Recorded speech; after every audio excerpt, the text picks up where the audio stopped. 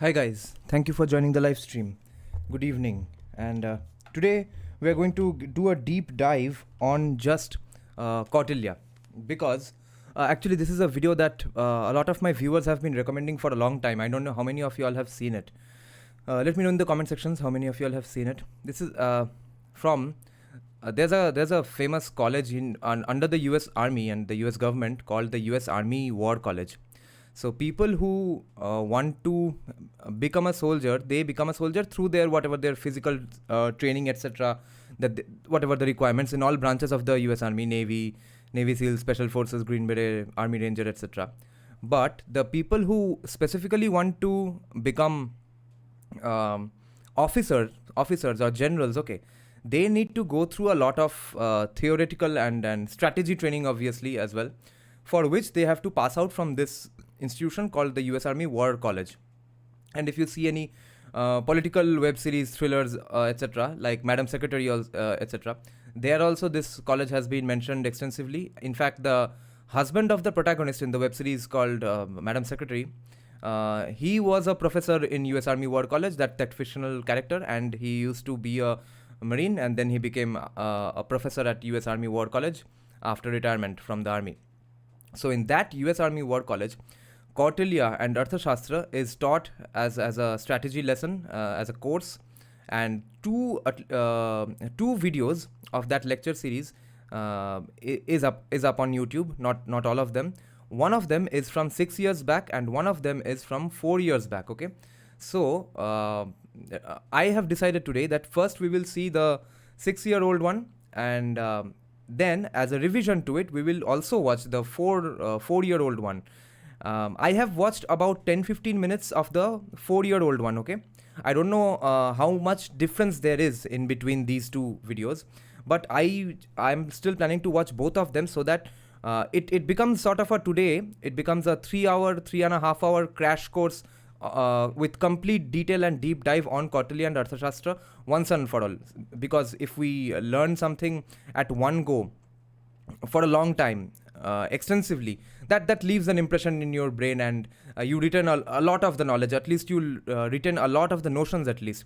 And especially for those of you who have followed our live stream of discussing the famous sociologist Binoy Kumar Das's paper on Kautilya's idea, or basically the entirety of Hindu Shastra's idea of a Hindu geopolitics, they will find a lot of things relevant here, because we have learned a lot of these notions already from that paper.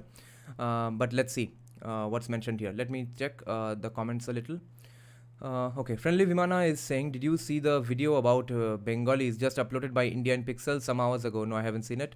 I don't know what to feel about it. I think you'd be able to explain what I'm saying and explain us a bit. Okay, let's see. I will check it out later.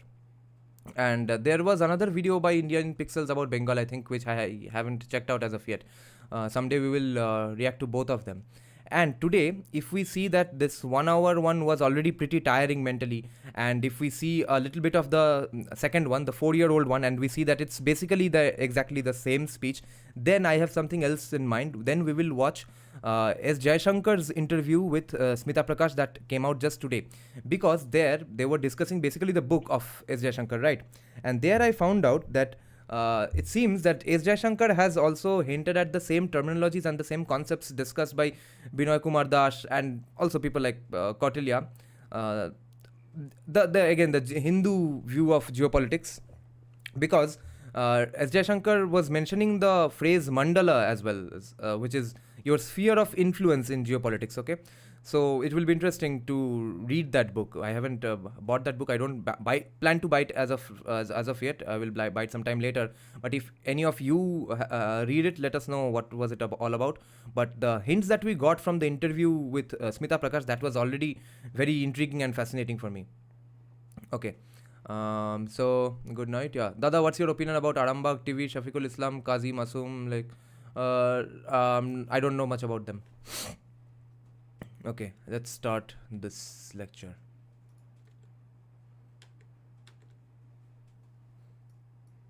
It will take just a little bit of time to get used to the audio quality and accent. I'm watching it at 1.25x, but be rest assured that it's going to be pretty audible anyway.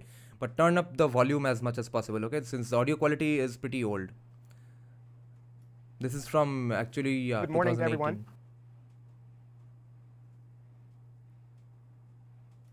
And welcome to this noontime lecture on Kautilya and the Arthashastra, Lessons in Statecraft. I'm Larry Goodson of the Department of National Security and Strategy, and also Seminar 11 is my seminar this year. Ready to take the fields of softball today, weather permitting, and hopefully conquer in the way that Kautilya recommends. So it was about 6 years ago that we introduced Kautilya into our curriculum, and our intent was twofold when we did that. I just want to give you this little bit of history. First, we wanted other non-Western theorists of war beyond Sun Tzu or Sun Tzu, which you also have for your class tomorrow, to help war college students develop a wider aperture about human thought on war. To that end, you might also consider the thought of Genghis Khan, Mao Zedong, Khalid ibn Walid, Hassan Isaba, and Miyamoto Musashi as other non-Western theorists who've been important in human history in the application or their thought about the use of force and military power. Second, and for me in some ways more importantly, we wanted to expose our students to statecraft theorists. Statecraft is the art of using the instruments of power, so if you will, the dime toolkit as you've studied it thus far here at the War College, to achieve the interests of the state. Most of us Westerners grew up thinking of Niccolo Machiavelli as providing the ultimate expression of statecraft, but as you know from your reading from Roger Boucher on Kautilya, Max Weber told us in 1919 that compared to the Arthashastra, The Prince, Machiavelli's classic work, The Prince is harmless. Immediately upon introducing Kautilya, the reason I bought Arthashastra in the first place was, us ISC board folk have just read about something interesting called a book called Arthashastra, written by some ancient Indian statecraft person or some Indian politician or some Hindu rishi. That's all we knew about Arthashastra. And we knew that, yeah, it's kind of pretty well respected all around the world, etc. But it never struck me even that you can actually get your hands on it and read it yourself. It's for you to read out there. These things had never struck me before until I read Sanjeev Sanyal and saw him citing Chanakya extensively on different topics, whether be it geopolitics or geoeconomics, okay, and even national economics. So while him listening to him discuss Chanakya, that's the first time I also heard him say that we have always been taught that Chanakya is the Machiavelli of India, whereas he says that Machiavelli should be called the Chanakya of the West because the land that was under Machiavelli's influence, the portion of land that is his area of influence, was a minuscule area compared to the Chandragupta Maurya Empire. That was a hilarious sort of a little district. Okay, so Chanakya is miles ahead of Machiavelli in terms of his the gravity and the far-reaching implications of his thought and impact. Machiavelli does not even come close. And also, I think applying these things in day-to-day strategy, all of these today are mocked by leftists, of course, because they think this is all because of the evil fascist Hindu Rashtra that's coming up. That's why we are looking at Kautilya and Arthashastra, no other reason. But as we can see here, US Army War College also teaches it and says that it's more important than Machiavelli, if not as important. But this also reminds me that if we are to keep Hindu civilization and the ways of the ancient Hindu civilization living and breathing in our day-to-day lives, and not just in a museum sort of a way, and not just inside a temple in a religious sort of a way, and instead we apply it as a way to lead our lives. That famous phrase that Hinduism is a way of life, etc. So, the way of life aspect hai of Hinduism, if we want to keep that alive, I think the best way is to go about whoever gets a PhD, they should be called Pandit, and whoever graduates out of a PhD classroom, they should be given a Janeyu. Now, if someone wants to keep a specific Janeyu for having special knowledge just about the Shastras, then we can talk about a different colored Janeyu or something. But we need to bring back these ideas as a way to keep the culture alive, that what they meant in those days, something of equivalent to that will have to mean even today. To the curriculum, the War College faculty found that while Clausewitz, Sun Tzu, and other theorists were very familiar to our students, Kautilya was almost unknown. Indeed, the first time I gave this lecture, the room that you're in was full not only of students but also of faculty who were here trying to, like Al was just saying, who were here going, oh, I've got the class on this tomorrow. I'd better revisit this, this thinker. And so I decided then, based on that experience, and I've maintained it in this lecture ever since, that I would help everyone out by doing the unthinkable at the Army War College. That is, I will give you the answers today and not just ask you a bunch of questions. Your TWS course focuses on some central questions for the course on pages 1 and 2 of the course directive. You're encouraged to think about how each strategist or theorist of war answers those questions. What is war? Why do wars occur? How are they fought? How do they end? Right? There are a set of questions like that.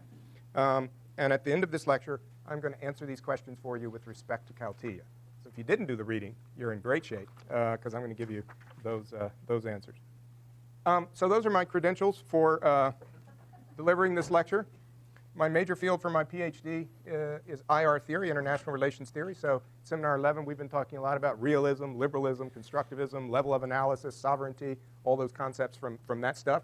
My focus area within that field is war and conflict studies.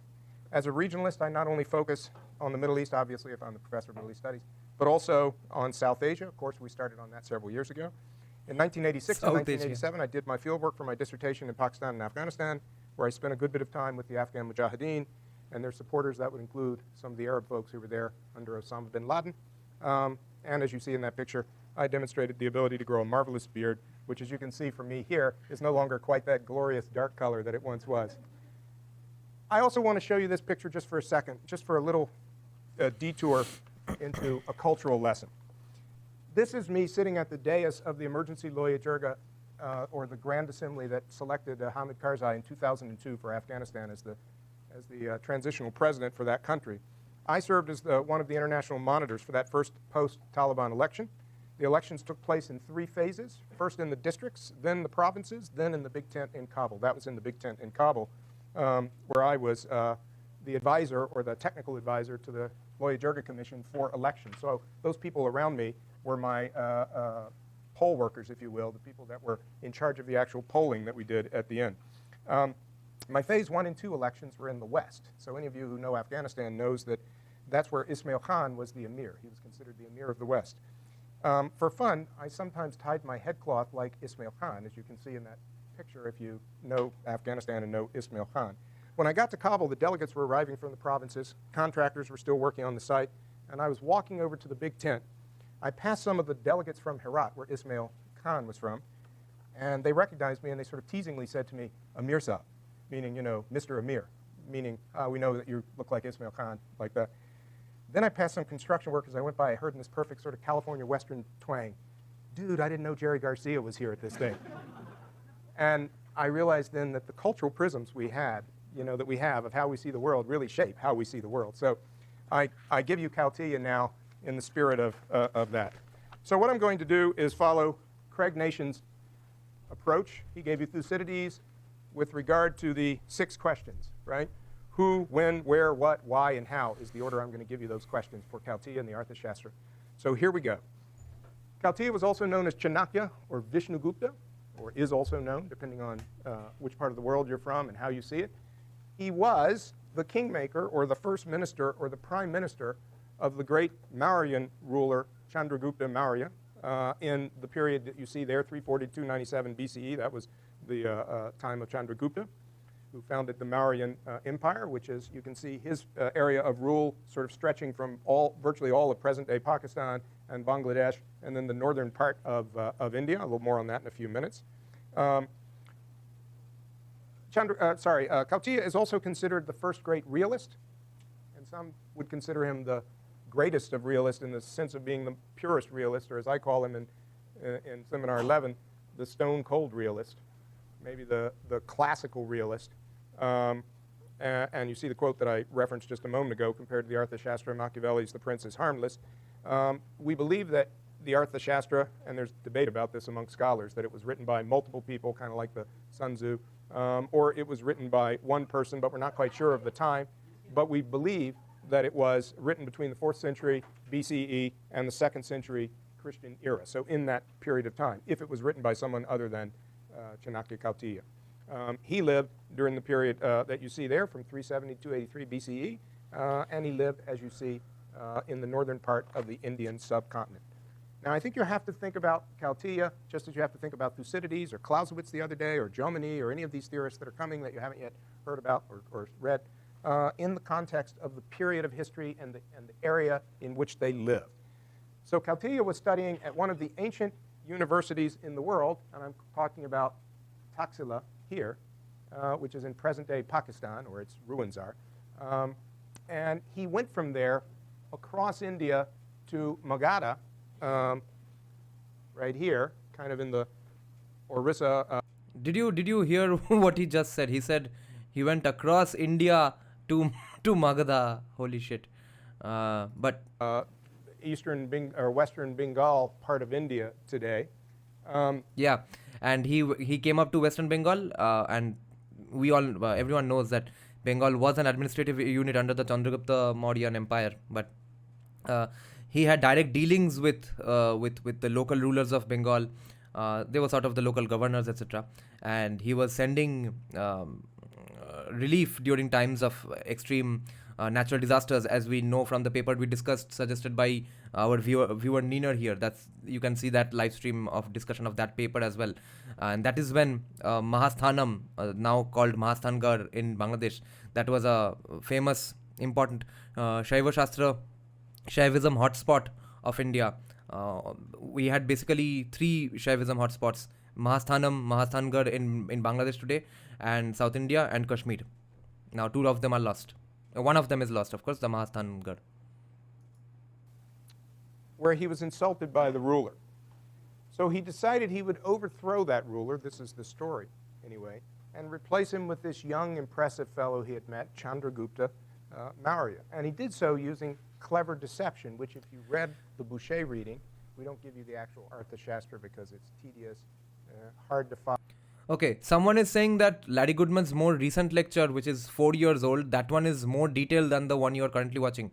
Okay, I have watched that one up to about 15 minutes, and so far it seems basically what was said in that one as well. So, M. Shastri, that YouTube channel, can you just confirm if you're talking about the one that's just 4 years old? Then we will stop it here and start watching the 4-year-old one.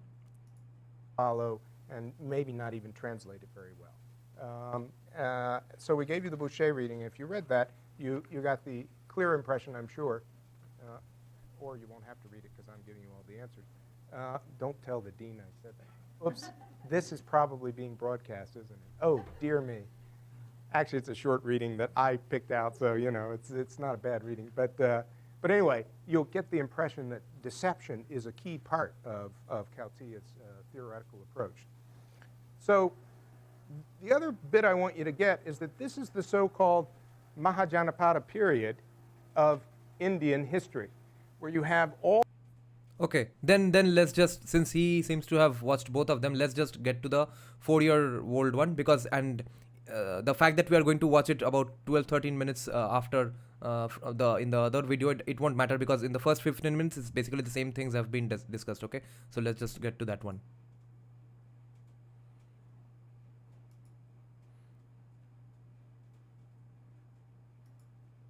White cricket, you know, just as we say in the UK. And let's revise. Tammy's predecessor, several times removed. The audio is better in this one. Also a Kautilya fan, and one thing led to another.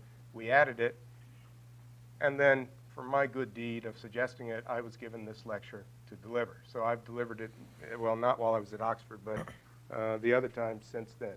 I would add, by the way, if you want to consider the thought of non-Western theorists, right? You might consider Genghis Khan. He was a practitioner, as well as someone who shaped warfare. Mao Zedong, who was a practitioner and a shaper of warfare. Khalid ibn Walid, the greatest general in history, never lost a battle. 100 battles, didn't lose any of them. Good record. Hassan Isaba, Miyamoto Musashi. I mean, there's a number of others you could consider if you're thinking non-Western theorists of warfare. However, the second reason for me was the reason I thought we should introduce Kautilya, and that is that he's a statecraft theorist. He's not really a war theorist. I mean, he is a war theorist, but that's only one instrument in the toolkit, right, of power, the military, and there's the other aspects of the dime or the broader toolkit of instruments of power to achieve the interests of the state. Most of us in this room grew up believing that Niccolo Machiavelli was the great statecraft theorist. He wrote The Prince, he wrote The Art of War, right? Another Art of War, not Sun Tzu's Art of War. And in many respects, as Max Weber said, compared to the Arthashastra, the Prince is harmless. This is the pure distillation of statecraft theory. This is the guy that tells you all the things you don't even want to think about in your nightmares that maybe the ruler has to do to achieve the interests of the state. And this, if you were a little bit frustrated this morning, perhaps, I would never dare say this at the U.S. Army War College, with Clausewitz on some levels as a comprehensive theorist, because he gave you bits and pieces, but the text is really a bit of this and then a bit of that, and it's jumping around, right?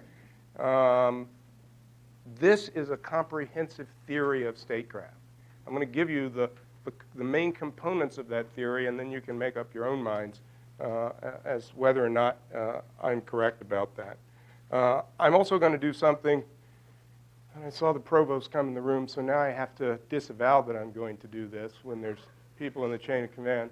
You know, we don't give answers. We're paid to ask you a lot of questions and then look thoughtful as you answer those questions in the seminar room. But I'm going to give you answers on Kautilya, because this year we moved away. My colleague who did this lesson while I was away has moved away from a secondary source. We used to use Roger Boucher's article, which is a very good article, but now you're reading sections of the Arthashastra. All right? It is a dense, complex book in 15 books, and then a bunch of chapters within those books. It's hard reading. It's translated from the Sanskrit, and so it's hard to even know if the translation is, there are multiple translations and which one is correct and all that. I'm going to give you answers that, for example, you could use on a comprehensive examination, should you be asked a question about war. And should you think that Kautilya gives you answers that you would want to offer. So, Jim, pretend you didn't hear that, and that's what I intend to do. So let me advance the slides. I'm going to go as quickly as I can. Oh, we don't have slides now. Where'd they go? Oh, I guess we have to do this.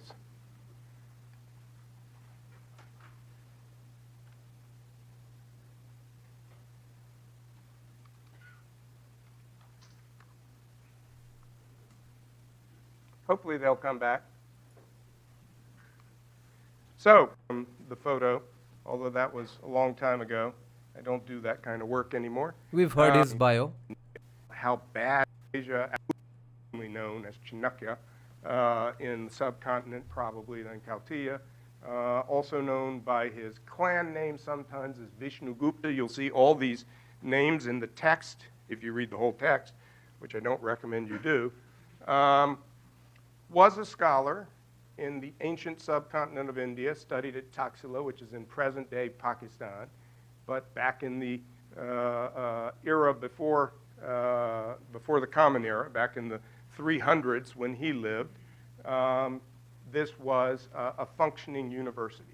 So he was in the Punjab of Pakistan, that's where Taxila is, and he eventually kind of migrated to sort of almost down to Bangladesh, along the Indo-Gangetic plain, to Pataliputra in the east, where he made Chandragupta Maurya become the founder of the Mauryan dynasty. Okay? And so he was the kingmaker, or if you want to think of it that way, the prime minister to the king of one of the great dynasties or empires in world history, the Mauryan dynasty. He was the first realist, or at least the one we think of as the first realist. Makes the Melian dialogue also look just like a commonplace thing, if you're thinking back to your Thucydides. He lived in the 4th to 3rd century before the Common Era. You see the dates there, and he was in the northern part of the Indian subcontinent. You see the location. So if I can go forward without any problems, you'll see what I just talked about. He started up. Let's see if this thing works. They didn't give me one that works here. Well, you see up there under Gandhara where Taxila is located. All right? Spelled a little bit differently there. Yeah, there, someone's got a pointer on it. So you can point up to there. And then you see that he worked his way, thank you, thanks Eric. He worked his way down to the state of Magadha. This is from the Mahajanapada period, from 500 BCE kind of forward into the 300s, which is the period of the 16 great countries or great states listed in early Indian literature. You see them here, Gandhara, Matsya, Kuru. You see these all in capital letters. He comes down here, offers his services to the king of this state, Magadha. The king insults him. So he decides, I'm going to take my man Lambert, only his name was Chandragupta, and I'm going to make him the king. And then we're going to take over everything. And he does. At its height, the Mauryan Empire was one of the largest in the world, with some 50 to 60 million people, or at that time about a third to 40% of the world's population. At its height, that empire also had an army of more than 630,000 men, which would make it the 8th largest army in the world today. And one of those armies was called the Gongaridai army of Bengal, which, as far as I'm concerned, that's the only remnant I can hear, I can remember of gigantic physical might of Bengali people ever in history. Other than, of course, later years of Bipin Chandrapal, Sri Aurobindo, Netaji, etc. But in medieval and ancient history, the Gongaridai army was the only example I can think of when it comes to Bengalis, physical might of Bengalis. Alexander feared that army, and that's why he did not head eastwards further. He, of course, faced other problems as well. Everyone in his army fell sick because of the rains. Everyone had diarrhea. They could not handle the climate. When they saw elephants, they shit their pants. But they were more afraid because Gongaridai army of the Chandraketugarh region, Bangladesh, and some parts of West Bengal, they also had plenty of elephants, so he was very scared. Albeit without all the bells and whistles that modern. And this Mahajanapada period reminds me that another of Ankit Shah's ideas, I don't know if it's a prediction of his, but he says that this should happen, that India should be called Bharat, that is Bharatvarsh, Union of Janapadas. That would be a way to break this linguistic ordering of states and reorder it based on other things, but so that intermingling happens more. It's happening already, but so that no one can play up the bullshit linguistic pride card or the regional pride card. There will be, of course, then Janapada pride card, but that will be again a problem to be solved by the future generations, 3-4 generations from now. But for now, the regional pride bullshit has to go. Modern armies have. It had a very large segment of its population in the Kshatriya caste, or the warrior caste, if you think of, the Hindu religion. And it's all part of the theory of war and of statecraft that he puts forward. So that's the who, the when, the where. Now, what is the Arthashastra? It is translated in different ways by different authors or translators. Typically, it's the science of politics, but I prefer or of political economy. It's the science of political economy. It's divided into 15 books, and most of them are about domestic politics and the welfare of the people and the economy. Because at the foundation of the strength of the state is the welfare of the people and the economic well-being of the state. So you're going to see that if you read all 15 books. Actually, the second book is the longest, and it's all about the various jobs of what we would consider domestic portions of the state government, rather than the military or foreign policy. Yeah. That's in there as well. You see what a lot of it is about. It's the oldest surviving piece of literature of this field from this era, but it's not the only such work. As you know, the ancient Indians, as I assume you know, the ancient Indians wrote a lot of things on ethics and moral behavior, religion, right?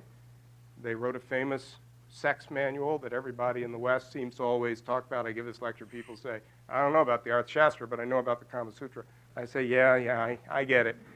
They wrote a lot of these kinds of manuals. Arthashastra really has to do with economics and government, which they considered as two of the top two fields of study and fields of endeavor for mankind. It was lost in the 12th century, talked about down through the ages, rediscovered in southern India in a museum. You see the palm leaf pages that were discovered in 1904. Okay, guys, two important comments have come. That's why I'll have to pause.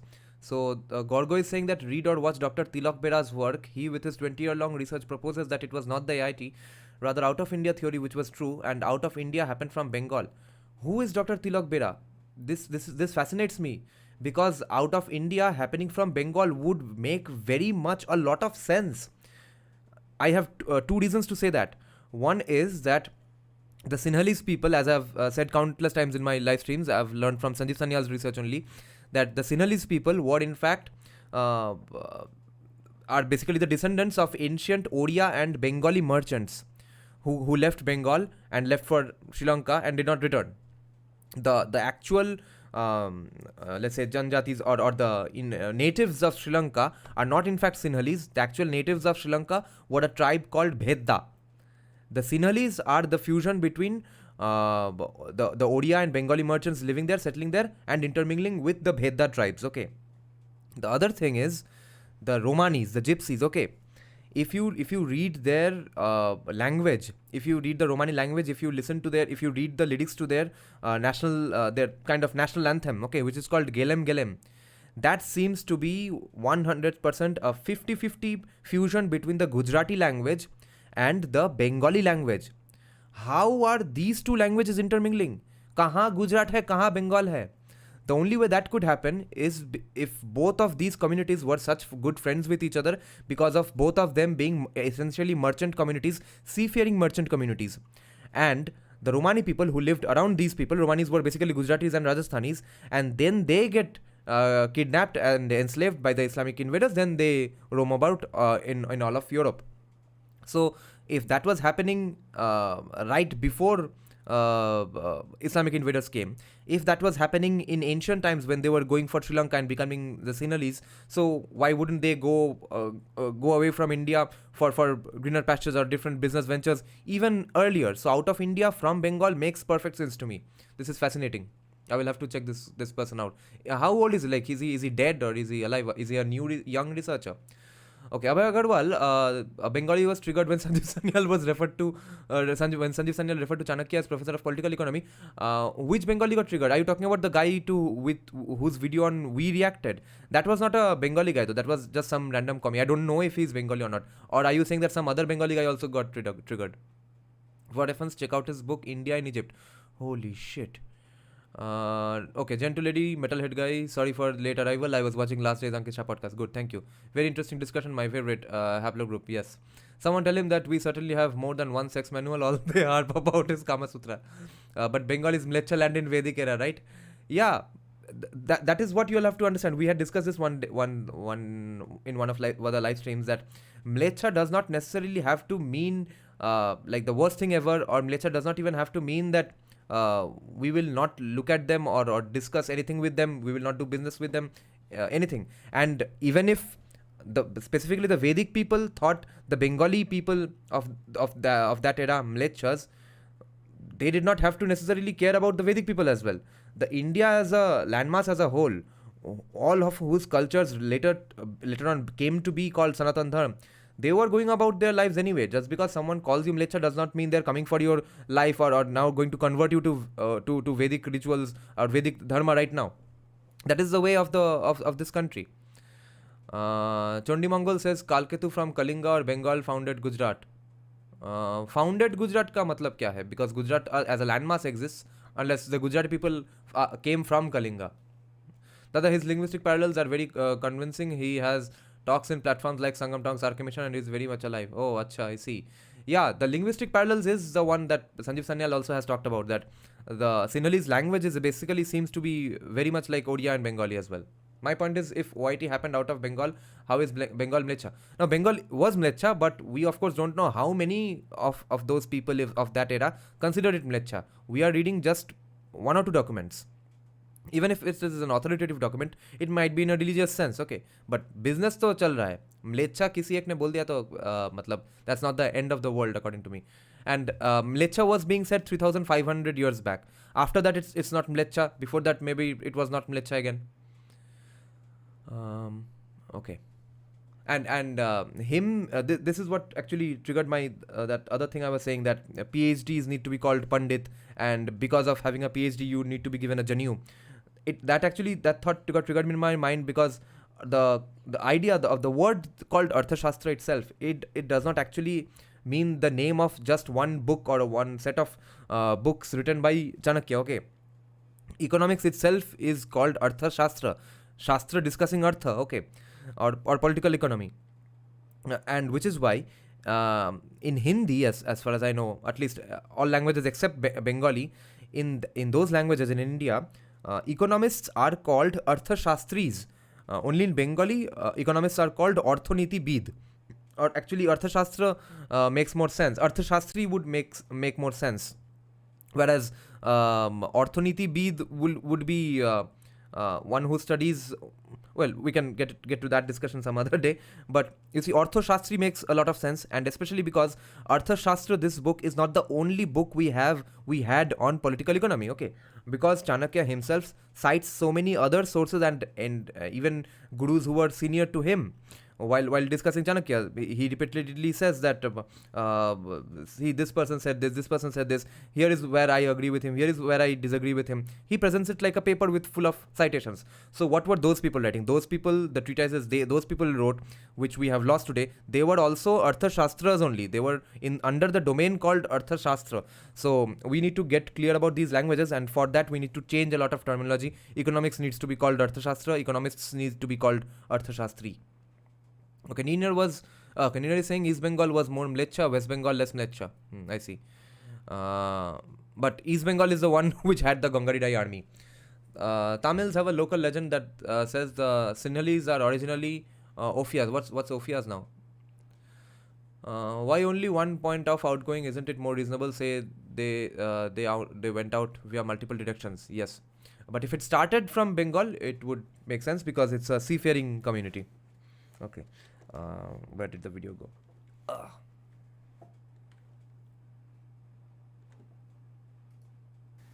Published and then translated into English in 1915, and we've had several translations since. It's made a bit of a renaissance in Indian foreign policy thought and national security thought. We'll talk a little bit more about that at the end. Now, why do I think you folks should be familiar with the Arthashastra? I mean, everyone in here who went to West Point probably studied Clausewitz and Sun Tzu and Jomini and all those people, and you never studied Kautilya. Why are we studying it here? Because it's a manual of statecraft. It's a handbook for the ruler. It's his effort to tell Chandragupta, or anyone who is going to be the leader of the ministries, to tell that ruler, here is what you do to achieve your national ends in the field of international relations. In shorthand, where are we here? You're going to try to use all elements of the dime to achieve your national interests, not just the military element or instrument of the dime. Now, he did talk about war, largely in books 7 and 10. And I'm going to take you through his theory, starting with war. I'm really going to give you 4 pieces of the theory: Yuddha, Upayas, Sadgunya, and Mandala, or Raja Mandala, all right, in the Hindu or in the Sanskrit words, right? But I'm going to take you through those bits of the theory. And for those who are joining late in the live stream, what I said in the beginning is that those of you who had seen our live stream discussing Binoy Kumar Das's paper on Hindu geopolitics, there we came to know about this concept of Mandala. I mean, those who have read Shastras know it already, but different Shastras, including Chanakya, they have looked upon geopolitics or India's sphere of influence and used the word Mandala for it. But interestingly, S. Jaishankar has used the same phrase in his upcoming book, or has it released already? Why Bharat Matters. And he said this today in Smita Prakash's podcast, which we will look at after this lecture ends. Theory, so that you get the whole theory, and then you can tell me at the end if you think, yeah, this is a comprehensive theory of statecraft. But we'll start with War and a couple of foundational pieces. He is a political realist, which means we realists, you're going to get a chance in a forthcoming lecture to talk about, or forthcoming class rather, not the next one, the one after, right, Grace? You're going to look at theories of international relations. And you're going to look at realism, liberalism, maybe constructivism, perhaps several derivations or sub-schools of theory. You're going to look at those. I always tell people, I'm the stone-cold realist at the War College. Got in a big argument, not a big argument, it was a polite discussion, with a famous realist, John Mearsheimer, at Oxford earlier this year over dinner. He was saying, I'm the Prince of Darkness. I said, dude, I give a lecture on Kautilya. I mean, come on. Yeah, you recommended once that every country should have nuclear weapons. The world would be safer. I got that. But let's take a look at Kautilya. I'm a stone-cold realist. We realists believe you have to make policy based on the way the world is, not the way you want it to be. You have to recognize what's out there and try to achieve your national ends or interests. Okay, you see, I've got references to the strategy formulation, what are we calling it now, framework that you guys have in your diagram in your rooms. I assume many of you have it up on the wall somewhere. Ends, ways, and means. So you've got to think about your ends in terms of national interest and how to achieve them, not about what's moral or right or wrong. Those things are important, but they're not decisive. Machiavelli was right. The ends justify the means. I mean, to stone-cold realists. Grace is back there going, Larry, I know you. You're not as much of a realist as you make out. But in any event, he is a political realist. He is writing about an anarchic international system. Now, realism in international relations theory is based on the notion that the international system is anarchic. That is, there's no overarching power that can tell all the states or the independent elements what to do, because the states are sovereign, right? They're sovereign, so they have their own authority within their own borders. Yeah, but people like Nehru imagine that there is someone called USA and UN who is an overarching or all-encompassing power, and China is our dear old elder brother whom we need to help out really. Okay, Gorgo is saying the famous Chanakyan Sutrani says Arthasya Moolam Rajyam. Yes, reducing Artha just to economy is exactly like reducing Agni to fire. But no, there is. See, Agni may not be just fire, but Agni is also fire. For that, with the end of making these terminologies and these concepts in the living daily life of Indian citizens, for that I think Arthashastra, the word Arthashastra needs to be used in place of economics. And Nino is saying that Ellen Rangarajan was very okay. I can't do it at 2x because the audio quality is very bad, and a lot of people might have problem with the accent as well, and the volume is so low. That's why I'm not being able to do it at more than 1.5x. Ellen Rangarajan was very irritated in his translation that whenever Arthashastra comes, people only remember the Mandala Theory, lol, and forget the rest. Yeah, but actually that is the way he has approached his translation. No, that's why I did not know.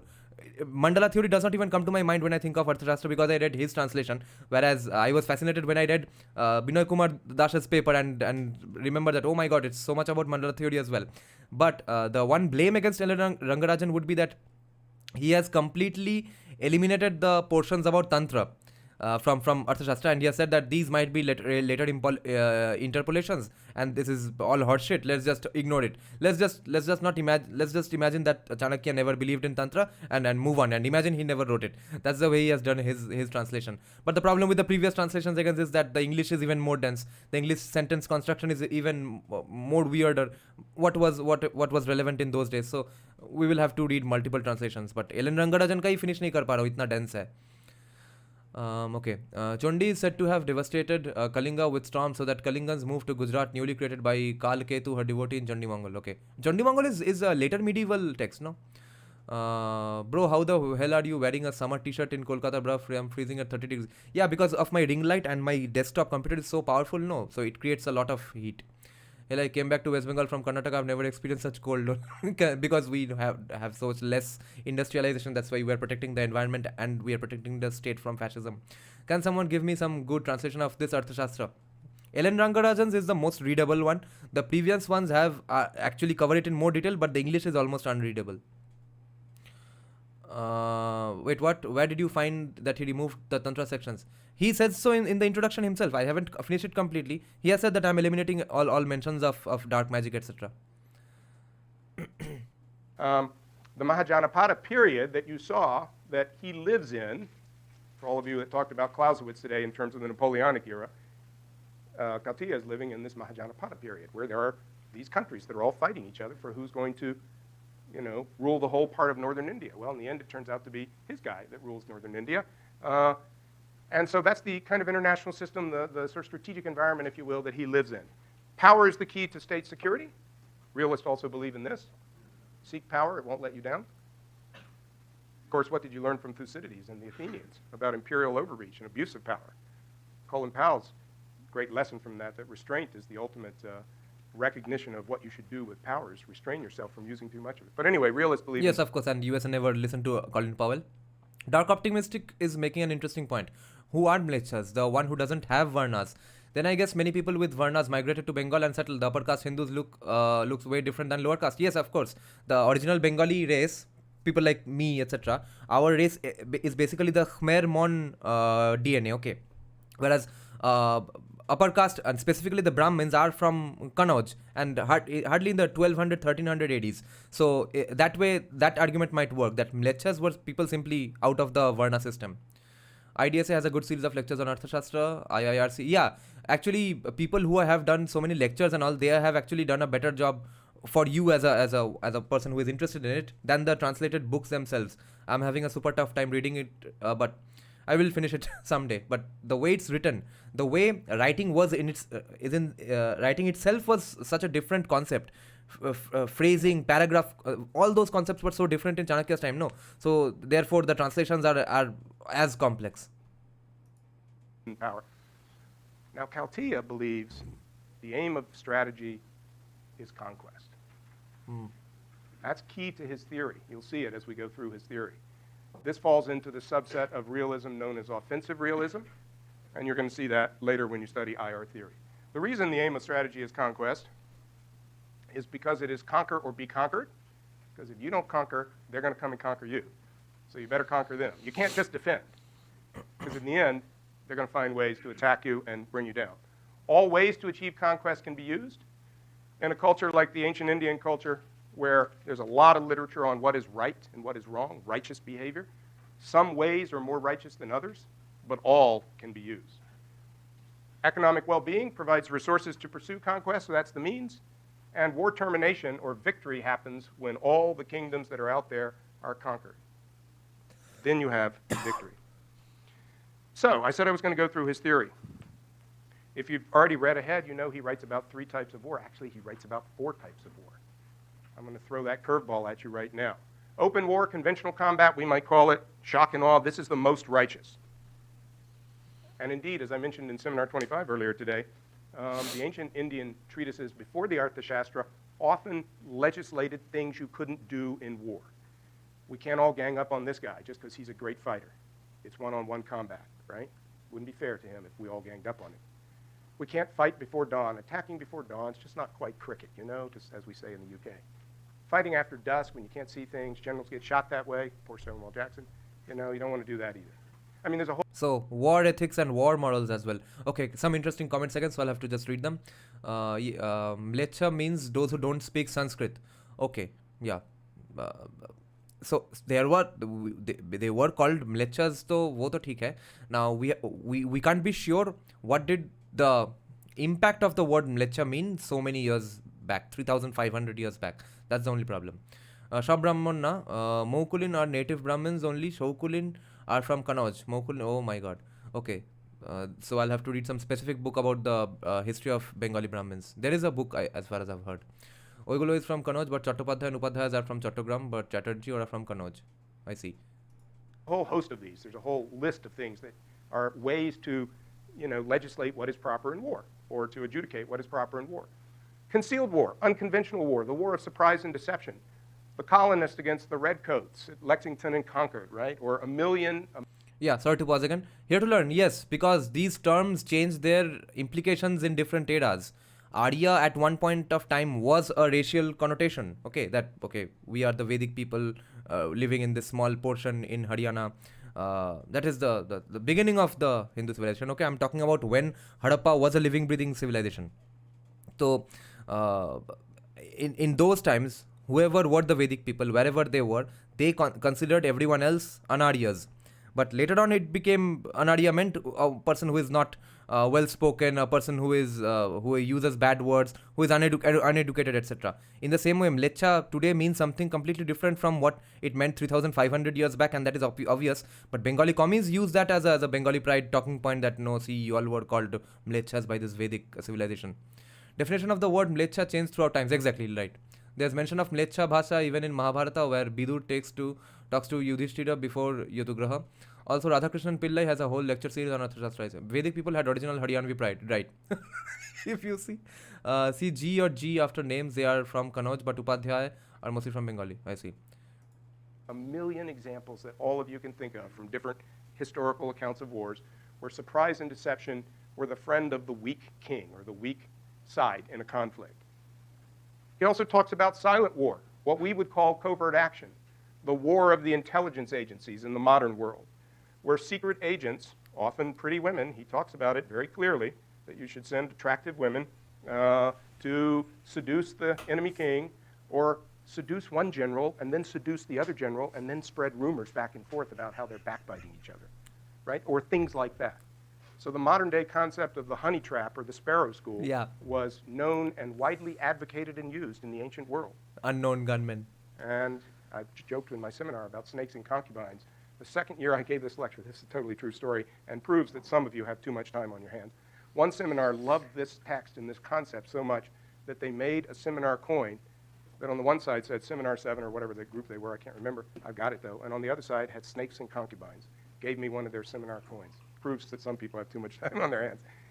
But there's a verse from the text. A single assassin can achieve with weapons, fire, or poison more than a fully mobilized army. Wait a minute. Assassination's illegal.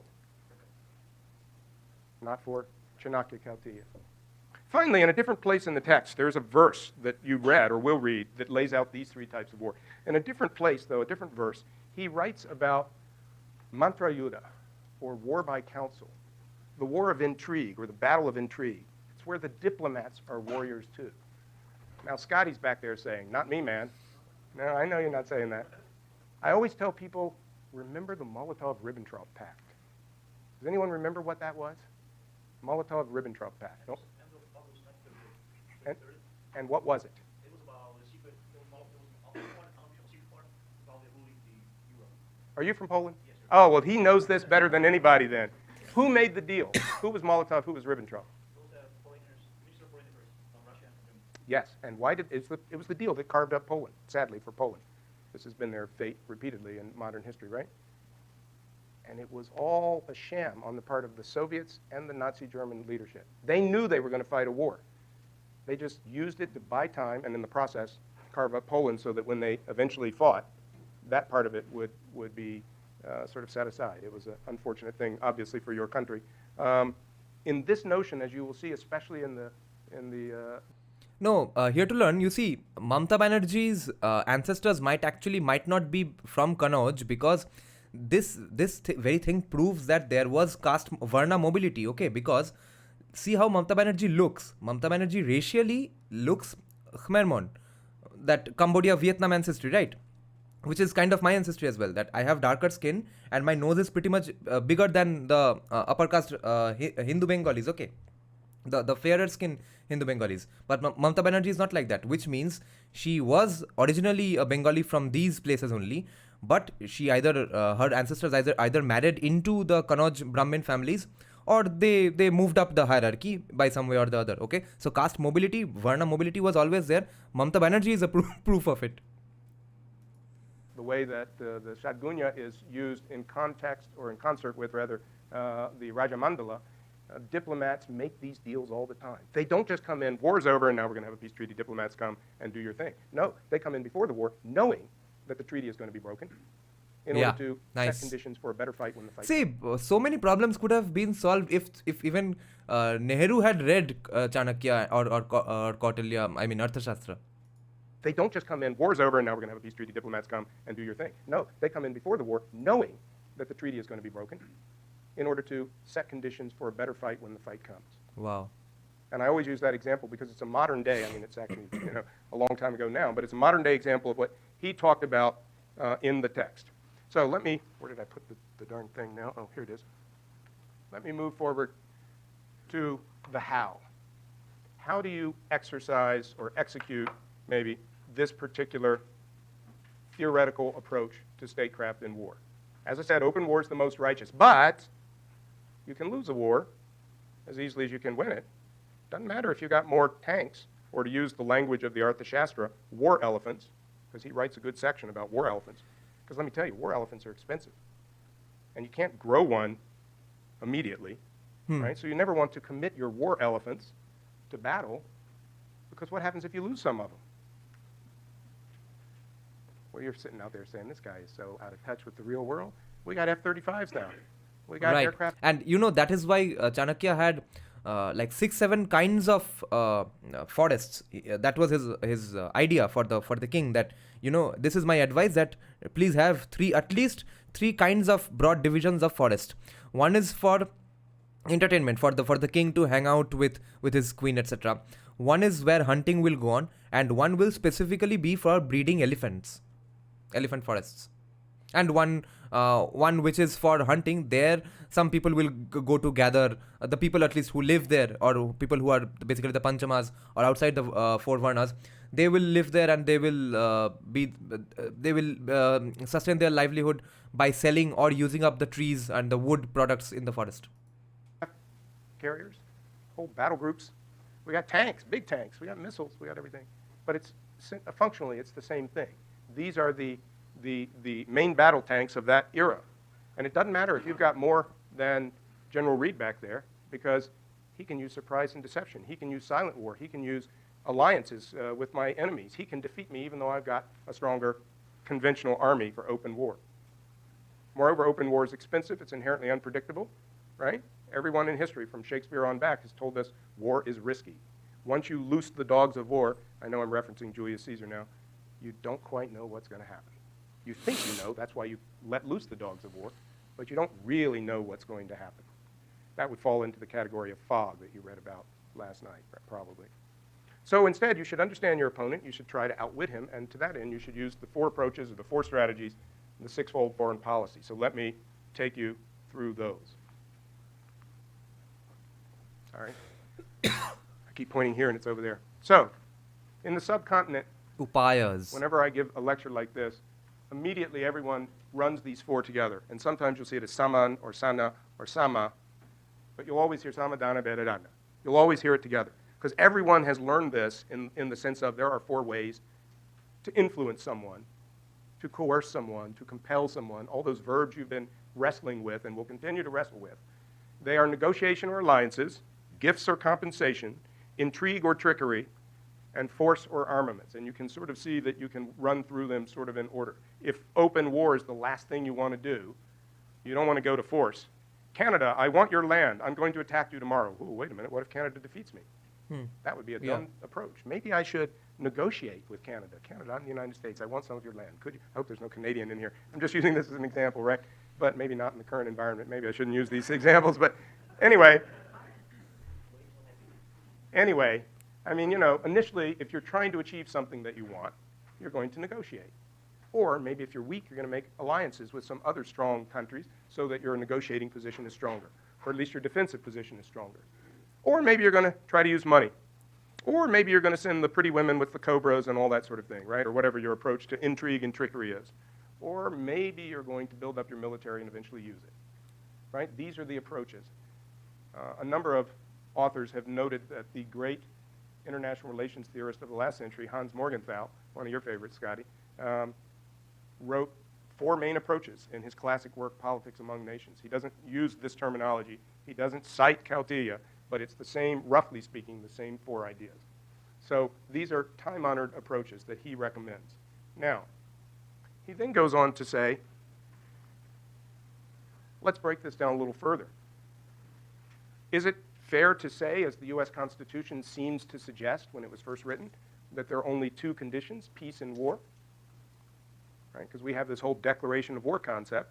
We're at peace, and then one day circumstances compel us to declare war on Great Britain. That would be the War of 1812, one of the 5, right? Or on Mexico, or on Spain, or on in World War I and World War II, the opposing powers that we faced in those wars. Those would be the 5 where we declared war. Are there only war and peace? Kautilya says no, there's 6 forms of policy. Sometimes this is translated as the 6-fold royal policy. Nuance. All right, but we might think of it as the foreign policy. Attention to detail. He says, well, yeah, you can have peace and war. Offensive operation, oh, the war elephants are marching. It's war. Okay? Agreement with pledges, we've made a deal, a treaty, it may not hold, but it's peace, at least for the time. Indifference, okay, if we're strong but we're sitting on the sideline, that's neutrality, making preparations for war. He refers to that as marching, seeking the protection of another. That's obviously a form of alliance. And then the complicated one, and I'm not giving you the Sanskrit words here, making peace with one and waging war with another is double policy. Anyway, that's double policy. That's like advanced policy making. That's like you're in the Game of Thrones now, and you're agreeing with this king, but you're also, oh, Daenerys has dragons. I better agree with her. They trump war elephants every time. The key is your relative power. Whether your king is strong relative to the enemy determines the type of policy that the king can pursue. That brings us to the last bit of the theory, the Raja Mandala. Mandala, right, is a word for circle. Raja is a word for king. So this is the circle of kings. Again, in the modern context, we could say the circle of states. So your king in this circle is the conqueror. You see my little cleverly drawn blue arrow. That's about how far I can get with slideology, right? But anyway, to the conqueror there. He says in Book 10, Chapter 2, 2 states sharing a common border are intrinsically hostile to each other. Thus, you have the root of what is largely referred to nowadays as an Arab proverb, the enemy of my enemy is my friend, in the Arthashastra. It works like this. I'm going to leave Canada out of the equation because that might start an international incident that I don't intend. Paul, on the other hand, is my next-door neighbor. I want his state, right? Because what are my ends? Conquest, right? Conquer or be conquered. If I don't conquer Paul, Paul is going to conquer me. So who is my natural ally? Michelle, sitting behind Paul, because she is on the other side of the enemy, is my ally. So I go to Michelle and I say, Michelle, my friend, it's great to see you. Let's make a deal. Oh, shades of the Molotov-Ribbentrop Pact. Paul is Poland, I'm Nazi Germany, she's Joseph Stalin. Paul's going down. But then what happens when Paul goes down? Who becomes enemies now? Michelle and Larry. We used to get along so well, Michelle. I don't know what happened, but, well, what happened is, of course, the circle of states changed. And remember, at the beginning of the rise of Maurya, Chandragupta, you had 16 countries in the Mahajanapada period, all in northern India. By the end, you had the Mauryan Empire, right? In this fashion, of this piecemeal conquering and applying the policy and the strategy in the circumstances based on the relative power and the conditions that exist inside each state. I've sort of walked through this already, but here are the... So you see, in the end, we will never have permanent peace or permanent war with anyone, and it's going to be a mistake to make any policy imagining that this particular policy leads to permanent peace or this particular policy leads to permanent friendship or violence with someone. So today, if we like with the Ankit Shah principles, if we delay conflict with China and even and we in some sort of an indirect partnership with China and Russia happens at the same time, where they all three of these team up to help Sheikh Hasina, who is sort of looked at as a pretty much a pro-India politician, and these 3 countries team up to prevent USA from installing Khaleda Zia in Bangladesh. If these things happen, this does not mean it means that we will, of course, forever be in friendship with China or Russia, for that matter. But for now, it is what it is. For now, we have to change some steps. The terms using hit. I forgot to put the pagination or the section. Sorry about that. In these slides, when I correct these slides, I'll put them in there for these verses here. But his definition of the enemy and the friend, okay? The rear enemy, the rear ally, the neutral kings, and so forth. Then he also talks about the elements of sovereignty. He cites 7 of them. The government, the people, I'm putting this in modern language, the government, the people, the infrastructure, the economy, the military, the ally, and the adversary, or the friend and the enemy. Those are the elements of sovereignty. That's what the king has, or the minister has, in his playbook or his manual. So what am I going to do about Paul? Well, how strong is my government versus my assessment of his? How strong is my economy? Are my people loyal? What if they're not loyal? You know, it's all of those things. Each of these are elements of state. So as I said at the beginning, this is a fairly comprehensive effort to have a theory, not just a checklist, although it's often presented this way, but a theory of how to look at the world, or at least the world that's your immediate neighborhood, maybe. Although, of course, the assassinations of the Greek or the Hellenistic governors that followed Alexander's push into the edges of South Asia, and he left behind, governors.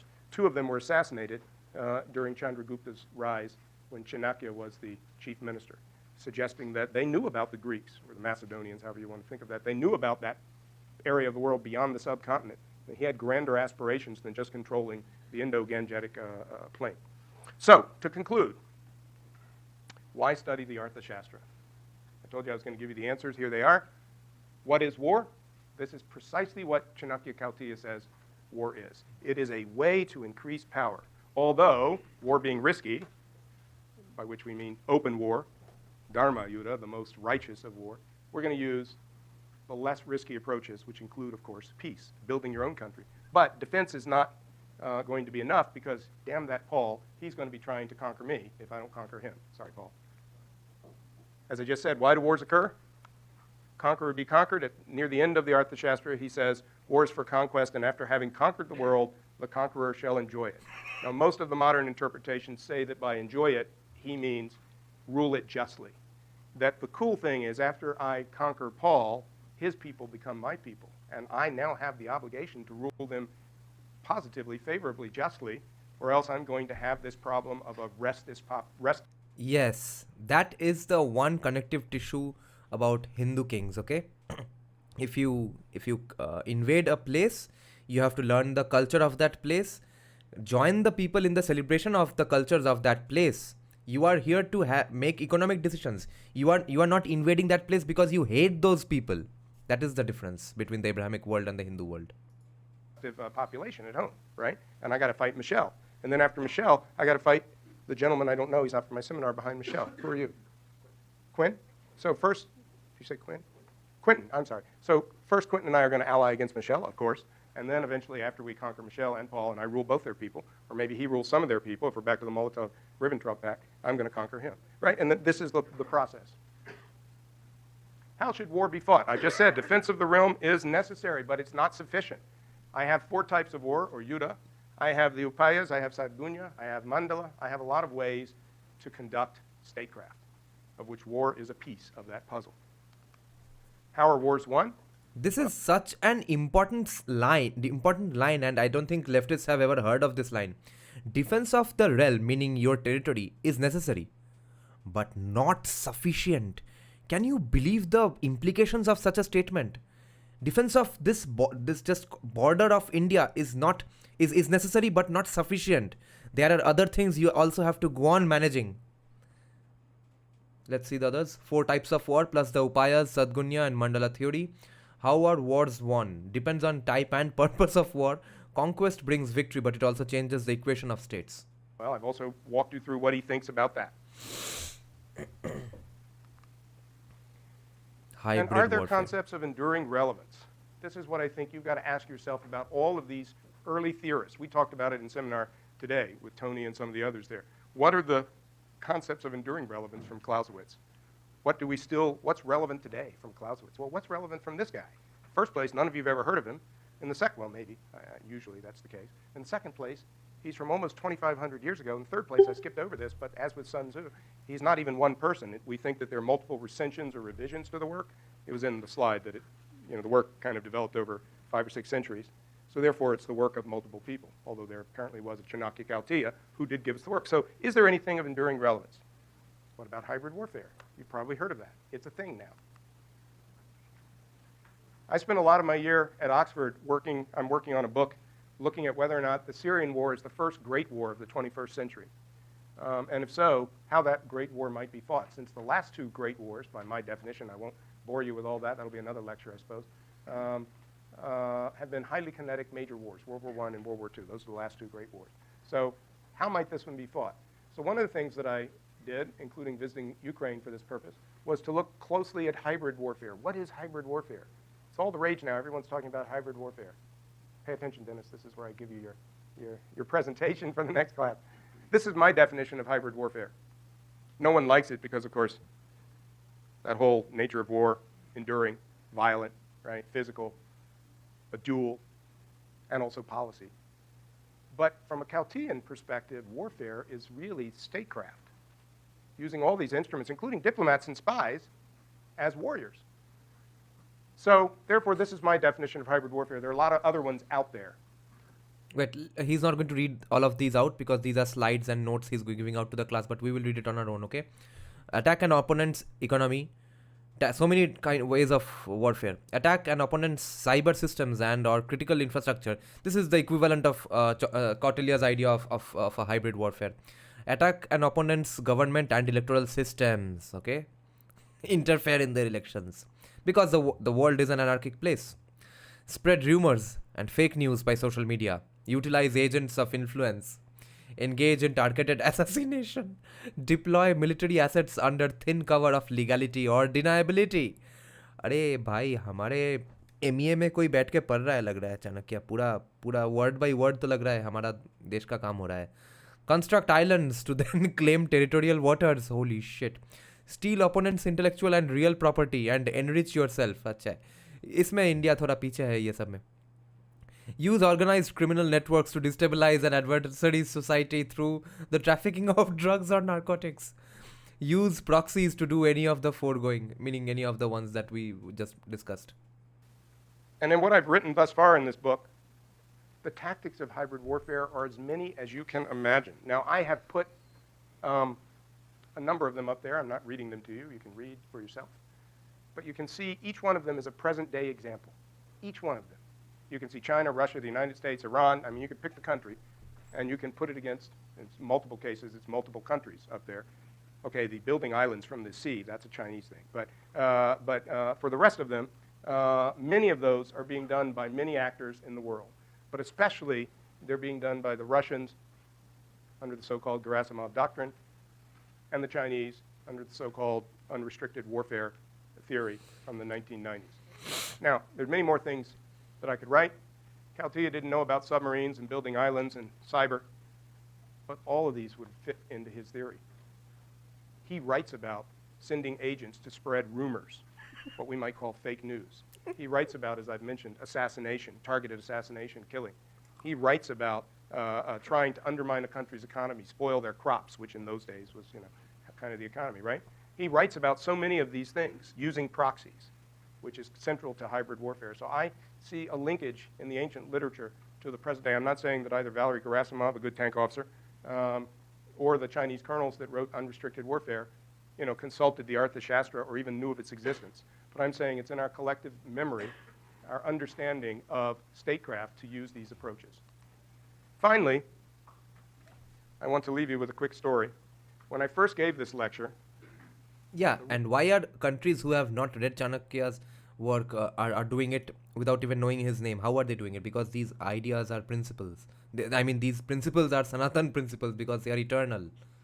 The room was packed.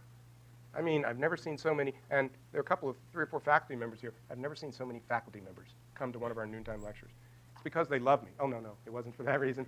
It was because they all had to teach the class the next day, and they didn't know what the Arthashastra was.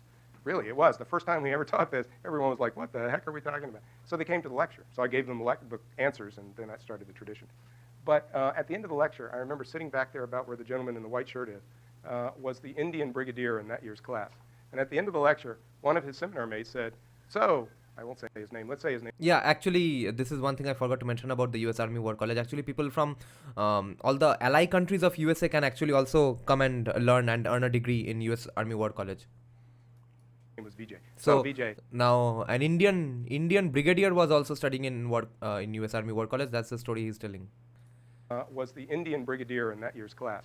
And at the end of the lecture, one of his seminar mates said, so, I won't say his name, let's say his name was Vijay. So Vijay, is this guy right? And I remember he said, oh, we don't know Clausewitz in India. Well, actually, parenthetically, he said, we do know Clausewitz. We've studied Clausewitz, but we know Kautilya. And then he proceeded to riff for about 3 or 4 minutes, chapter and verse, endorsing everything I said. So even though it was rude to me, I was pleased with his answer. I'm rude to ask him the question, sort of, is that dude right? And one of the things he said was, you know, I don't even know if you American diplomats know it, your American diplomats, but the US Embassy is in Chanakyapuri, which is the diplomatic quarter in New Delhi. There's the US Embassy.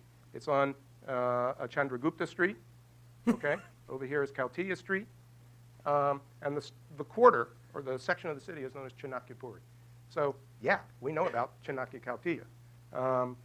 There's also this new great game going on in and around Afghanistan. It's sort of a modern-day manifestation of the Circle of Kings, the Raja Mandala.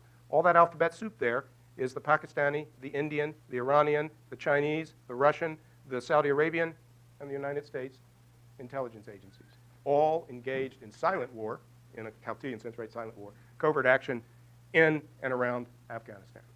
Not just in Afghanistan, but there's an old map of Afghanistan from the 19th century in the old great game when there were all these little states or things, they weren't all states, right, in and around Afghanistan.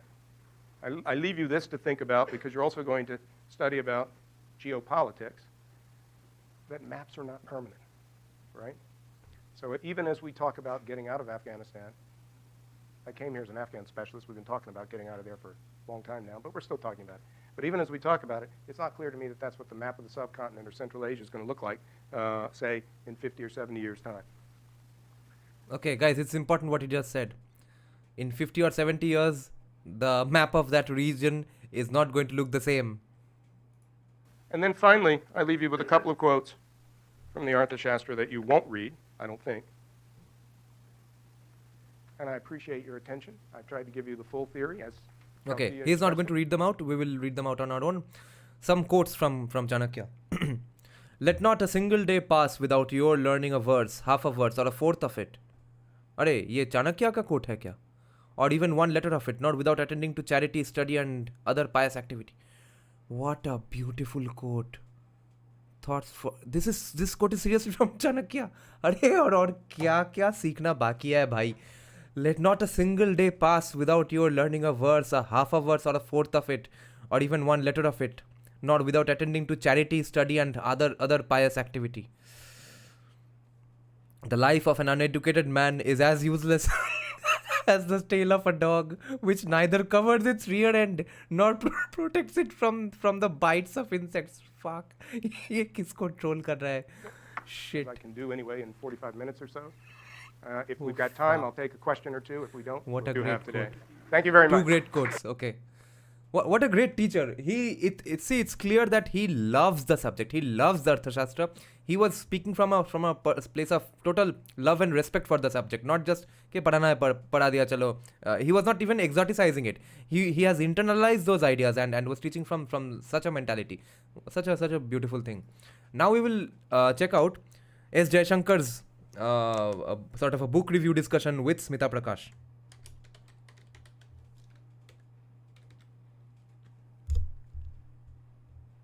This new mic is really great, no? My previous mic was actually out of order. That's why that audio used to keep getting screwed up. S. Jaishankar also speaks pretty slowly, so we will listen to it at 1.75.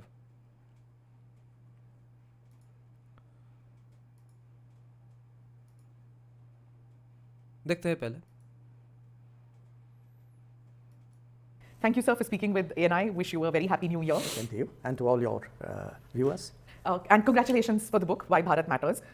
If I may say so, it's a very readable and user-friendly book. It's the biggest bestseller on Amazon at the moment, compared to every book that's available on Amazon. Okay, especially books like ABCD books for kids and Psychology of Money. These kinds of books are always the biggest sellers.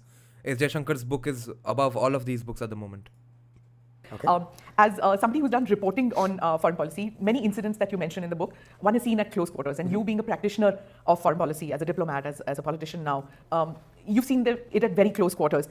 So who did you really have in mind while writing the book? Because when I read it, I felt it's anybody can get lessons from that, not just journalists, not just people in think tanks, but who did you have in mind? Well, if you got a sense that anybody could use it, I think I then appear to have succeeded in what I was trying to do.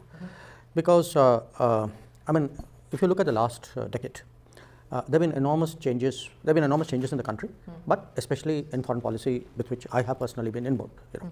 So I've really, at the beginning of the book, tried to explain why I wrote the book, which is unless a person who is themselves involved in the process of change starts narrating the story and explaining it, people do not necessarily understand it. Yeah. Now, when I say people, I actually mean the general public. Yeah. Because one of my points I make is foreign policy is important for everybody today. It's not something which people in South Bloc or or even I would say the larger political class or the people involved in diplomacy have stakes in. I've tried to bring out how the normal people, the average people have stakes. But some of it is also because what has been happening in the world. I mean, if you look at the last 5 years, I mean, we've had COVID, we've had Afghanistan, the Taliban takeover, we've had problems on our border with China. In the book, you don't just mention it as okay, we've had these problems. I like how it becomes relevant to me as a layperson when you talk about Vande Bharat and how I, as a layperson, would be connected to foreign policy because of Vande Bharat or the evacuation of people, Right. the Ganga, Yes. Operation Ganga. Then you talk about several things, the COVID diplomacy. So it makes it, relatable when it comes to. No, absolutely. Because what I've tried to do is to say, okay, look, here is the big picture. And here is what people would normally say, very complex diplomacy. Okay, there's a MEA and a foreign service and a minister who handle, and a government which handles all of this. I have tried to show, yes, we may be doing all that, but every one of these somewhere impacts your life. That if we take a stand, let us say, on the Russia-Ukraine conflict, we have done so because we are shielding the Indian consumer from unreasonable increases in the petrol price at the pump. Or if there is a COVID challenge, we have mounted this massive mission, Vande Bharat, which actually brings back 7 million people. Yeah, like as a mother who has a son or a daughter stuck in Ukraine, would have thought that foreign policy doesn't really matter to me till that happened. No, and again, the point I make is, look, these are no longer going to be one-off situations. Yeah. That there's Ukraine, there's recently Operation Ajay in Israel, there's Operation Kaveri in Sudan. That because Indians are working abroad, because Indians are studying abroad, because you and I and hundreds, if not millions, of families are also traveling abroad. People go as tourists. If you look at merchant shipping today, look at air crew, look at the people working in hotels, people who have jobs, blue-collar jobs abroad. So we are globalizing. We need to know what those big dangers are out there. And in a sense, that's why a lot of the examples and the metaphors I've used. The big dangers. Sometimes all the players are not aware what it means to you, but at the end of the day, it means something to everybody personally. Correct. And the other interesting thing that I liked in the book was the allegorical references and the metaphors that you drew from the Ramayana. Mostly when we read books about foreign policy or statecraft or national security, they derive their references and their metaphors from, say, the Mahabharata. But I found it interesting that you found lessons on statecraft, diplomacy, everything from the Ramayana. And that was very interesting because, things like what Vibhishan did or Valibad, that, when it comes to statecraft, you could draw from that epic was very interesting. So, first of all, today's younger generation is very much invested in geopolitics like never before in the history of mankind, I think. I'm talking about Indian kids specifically, of course. Like I keep saying that somehow or the other, Narendra Modi government has made every Indian a stakeholder in the day-to-day actions or day-to-day policy making of the government, whether opposing it or supporting it. And in the same way, geopolitics has become as important.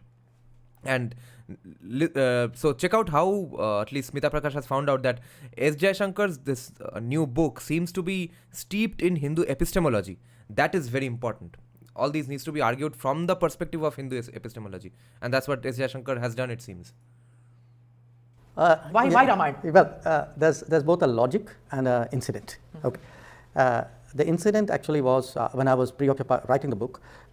I'd gone to give a talk about my previous book. Okay, and somebody actually asked me. My recollection is it was in Pune, saying that look, you've used Mahabharata, so have you ever thought about using Ramayana as a context, as something to draw from? And it was there somewhere at the back of my mind, but I think that incident compelled me to look at it. But there's another reason also. The other reason is, look, Ramayana, there's a difference in era, even in what are norms and standards. By the time you reach Mahabharata, it's absolute realpolitik. Whereas I think it's important today to remind people that reputation also has a value. That it is not something which is hot air and it's not posturing. That standards mean something. Rule of law means something. Norms do count. So, but even those who have a higher purpose have to practice statecraft, and those who practice statecraft must always remember the higher purpose. So, in a sense, I've tried to in Ramayana really also to bring out I would say the ethical or our striving at the end of the day for a better world.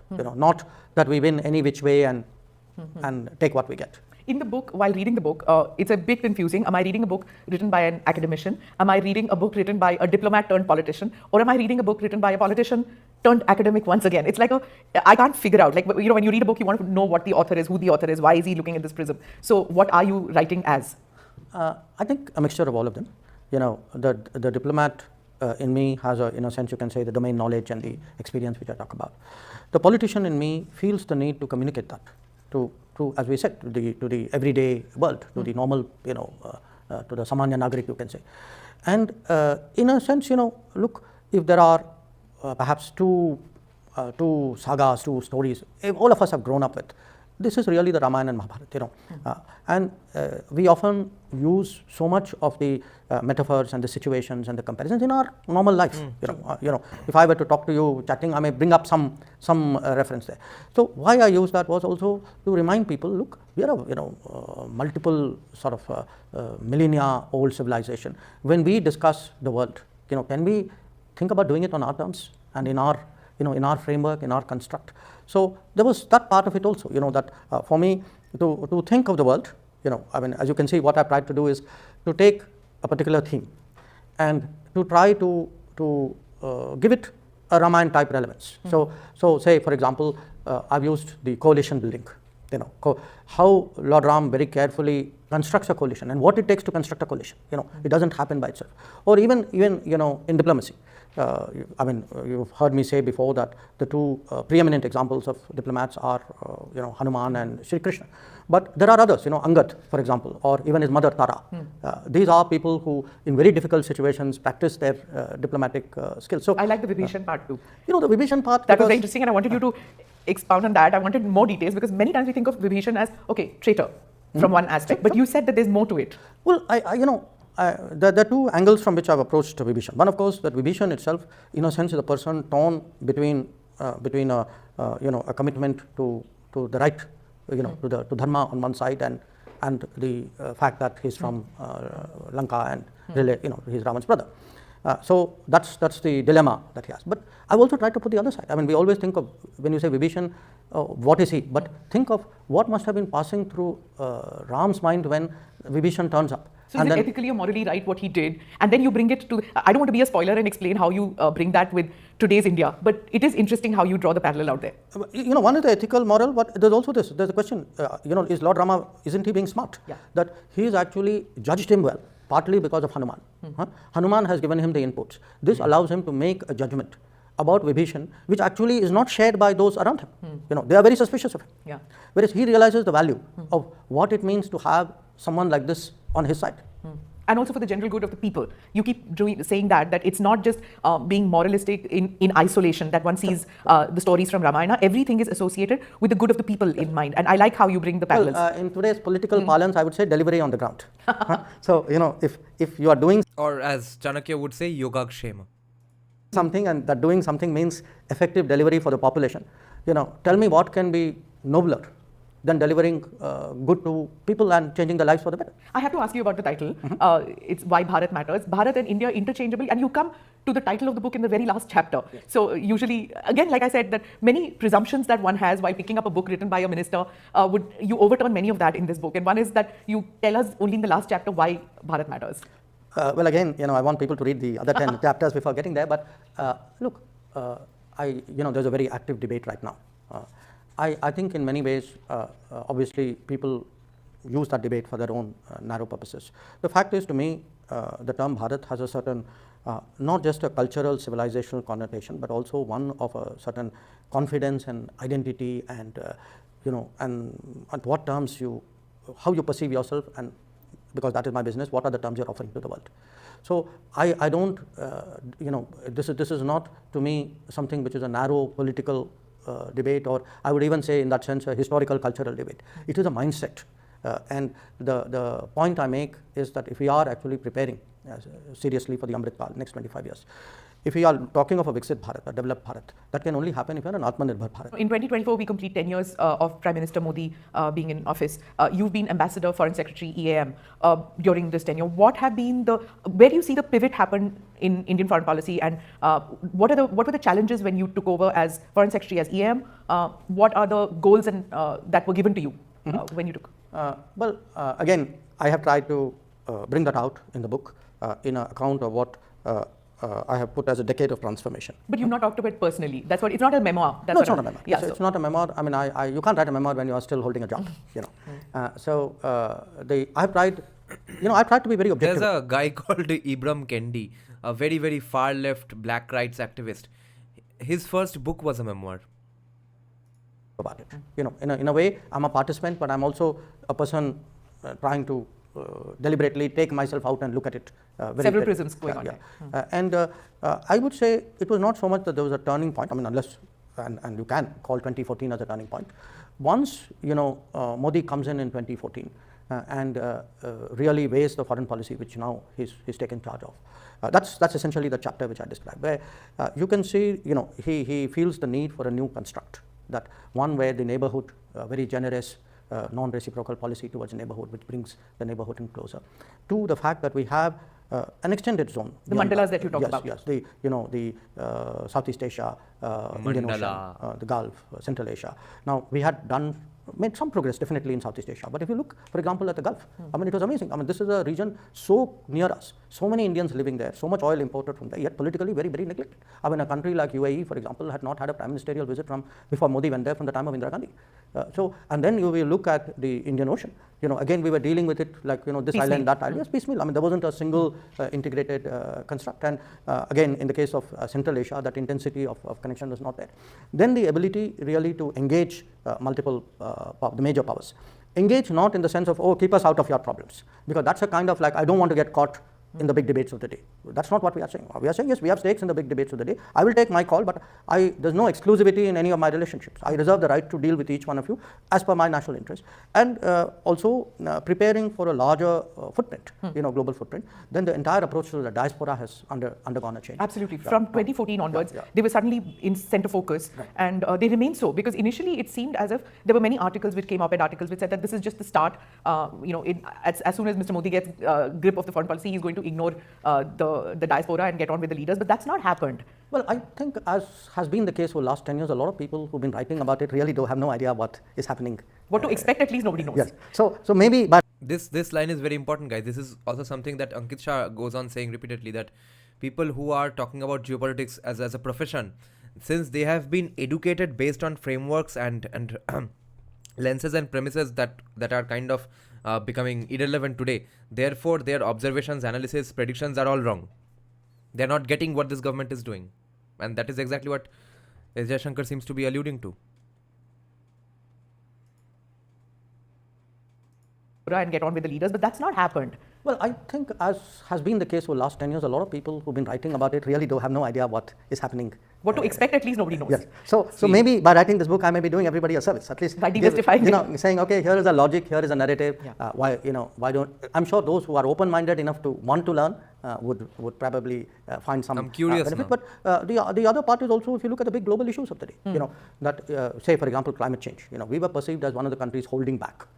Today, actually, whether it is the International Solar Alliance, the Disaster Resilient Coalition, you know, in fact, having been with Prime Minister Modi in Paris, in Glasgow, recently in Dubai, we've actually sort of taken the lead when it comes to the COP meetings. And so I will read out a couple of quotes from the book. In one of them, you say diplomacy is about chemistry and credibility, and you keep referring to that in the book several times, about how this chemistry, especially with the Prime Minister and world leaders, how it's impactful on delivering on foreign policy. Could you tell me a little bit about how these 10 years have mattered as far as this chemistry and credibility is concerned? You know, I mean, look, it's not that difficult to appreciate. I mean, let's for a moment not think of the leaders, okay? If two people have not met each other, have not spoken to each other, have not spent time with each other, how could they possibly relate to each other? I mean, it's obvious, isn't it? And yet, when you have, you know, when we say, okay, India is growing, I mean, surely if India is growing, our interests are growing, that means we need to be much more active and much more engaging, and there must be that kind of connect, because at the end of the day, you know, leaders do, you know, a large part of policy making is derives from the judgment that a system, especially the system's leader, makes. You know. Now, if I have not even spoken to you, you know, how am I going to influence your judgment? So, if you see the last decade, to me, one great, I would say, advantage, a tailwind I've had as Foreign Secretary and now as a year, is the fact that in many countries, When you go there, the fact that the president or the prime minister, they know Prime Minister Modi, they admire him, they've spoken to him, they've discussed something, they've done something, this counts an enormous amount. And the hugs and the Twitter engagement, the X engagement now, or social media. The Prime Minister embraced social media right away. And then every meeting that he's had with heads of state and government, he tweets about it. Then those people, the heads of government, they tweet about it. So this is, social media has played a very large role in this chemistry and credibility business. Yes, it has. I think also to some extent. Neither, no, not anytime soon, because I will finish a lot of my due books first. Because it's so costly as of now. That's why. It's just 176 pages, costs about 350 rupees. Not now. They look, there was that example which was captured by the cameras where President Biden is telling Prime Minister Modi, saying, whatever, you have a 70-something% approval rate, so how do you do it? I think other politicians, like in any competitive profession, they look to see, okay, how is the peer faring? Okay. For them, the fact that a prime minister is doing well in the country, doing well could be an election result, doing well could be 7.7 growth rate, doing well could be handling COVID, doing well could be deploying 5G. So they make these judgments. But if President Biden wanted this kind of rating, he could have come for the Republic Day parade. He could have got a Namaste Biden, like Namaste Trump. I think that was a different issue, because we got, it was tied to the Quad also, and we couldn't get a landing zone there. Explain what is landing zone to layman. No, meaning we couldn't get everything. This is very important, guys. That first of all, an official invitation was not even issued to USA. There was kind of just verbal, I guess, question-answer rounds that would you be open to coming? Because if you confirm verbally, then only we are going to make you a formal invitation. Then you are going to accept it formally, because all of us want to avoid embarrassments, obviously. But USA took that as an official invitation and felt the need to reject that so-called invitation. But you see, it was not going to happen anyway, because the Quads are the Quad association at the moment is a big problem, is a pain in the ass, so to speak, because of USA mainly. And therefore the Quad summit is not going to even happen as far as I've heard in 2024. Because again, there are some disagreements with USA which are not getting resolved as of now. And if India is not giving in to those demands of USA and holding on to some demands of themselves, it means that de-dollarization is going to happen, and therefore India is saying that, see, you are going to get so many benefits from us in the de-dollarized world after a financial reset. So, and because of whatever soft landing you are looking for economically, for all that, give us these particular demands that we are talking about. And if you don't, we are not inviting you, nor are we hosting Quad. Everything agreed with everybody. So therefore it didn't work. Okay, another quote which I found interesting was, a nationalist outlook will naturally produce a nationalist democracy.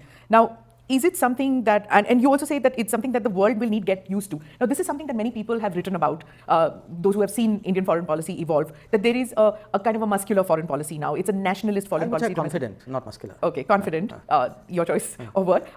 Some say, like you would say confident, some would say it's bombastic at times even, because of this, the domestic policy is so nationalistic, it's reflecting on the international interactions that the Prime Minister, that the Foreign Minister and everybody else has. Have we made more friends? Have we become a Vishwamitra? Or are we imposing our view on the various mandalas that you talked about, which is our neighborhood and then the East Asia area? No, I don't think we are imposing our view, because at the end of the day in foreign relations, beyond a point you can't impose your view unless you are such a big power with such a huge margin of strength that you can, and that is not the case. I would certainly say today that if you look at the 200 odd countries, okay, if you say where is India today in their consciousness, in their awareness, I would say in the last 10 years, we are very much deeper and stronger in that regard. If you say, how many of them feel something has happened in India which is relevant to them, I would again say the answer is yes, those numbers have grown. We are seen as more relevant, we are more visible, we are seen as influencing many more outcomes. So, if you look at it today, many more leaders want to come to India. One of my big challenges as a foreign minister is really to explain why Prime Minister cannot visit every country in the world every year, because everybody apparently wants him to come. I'm going to go into the trouble areas. So, when we talk about, no, this is not a trouble area. This is when you have high demand. It's in a way a welcome problem. You have many wanting to come here. Many wanting to come. Many of them who want him to go out. So, I would certainly say today, look, when we say Vishwamitra, just look, I give you the example. Vishwamitra feels nice. Vishwaguru seems threatening to me. I've used the word Vishwamitra, and to me, if you want one example of that, is the G20. That at the G20, look, go back and look at it. 24 hours, not even 12 hours before the G20 declaration was finalized, there were people publicly predicting that we will fail. Okay, now I know some part of it was politically driven, put that aside. But the general expectation was, relations today are so polarized on the Ukraine issue. If the concerns of the global south have become so strong and yet being contested in a way or not being recognized duly by others. So there was a north-south divide, there was a east-west polarization, different countries were pulling in different directions, and yet the fact was eventually we got everybody to come to the table. And I accept, when they all came to the table, they deserve credit. But finally, the truth is, they came to the table because everybody ultimately had a relationship with India. The other 19 countries said, yes, this matters for India, this is something which is right, so because the fact is everybody made a compromise. That's how it happened. Yeah. So, but that happened, and then suddenly we saw ties with Canada plummet. It happened literally within weeks. No, but what went wrong there? That is, I think, I it honestly do not during see the summit. Look, I do not see a correlation there. No? I mean, getting everybody around on a G20 has nothing to do with the Khalistani issue in Canada. I mean, the Khalistani issue is not a new issue. The Khalistani issue has existed for decades. Why do you think that it has become such a thorn in the flesh for India-Canada relations? And why do you think Prime Minister Trudeau, for a handful of Khalistanis, has put relationship with India on the rocks? Look, I can explain my government, my Prime Minister, and my book. But you're also an academic. You're also a diplomat. I do not. It's not for me to speculate on other Prime Ministers. But I will tell you the issue at heart. The issue at heart is the fact that in Canadian politics, these Khalistani forces have been given a lot of space and have been allowed to indulge in activities which I think are damaging to the relationship. Clearly not in India's interest, but I would argue not in Canada's interest either. But unfortunately, that is the state of their politics.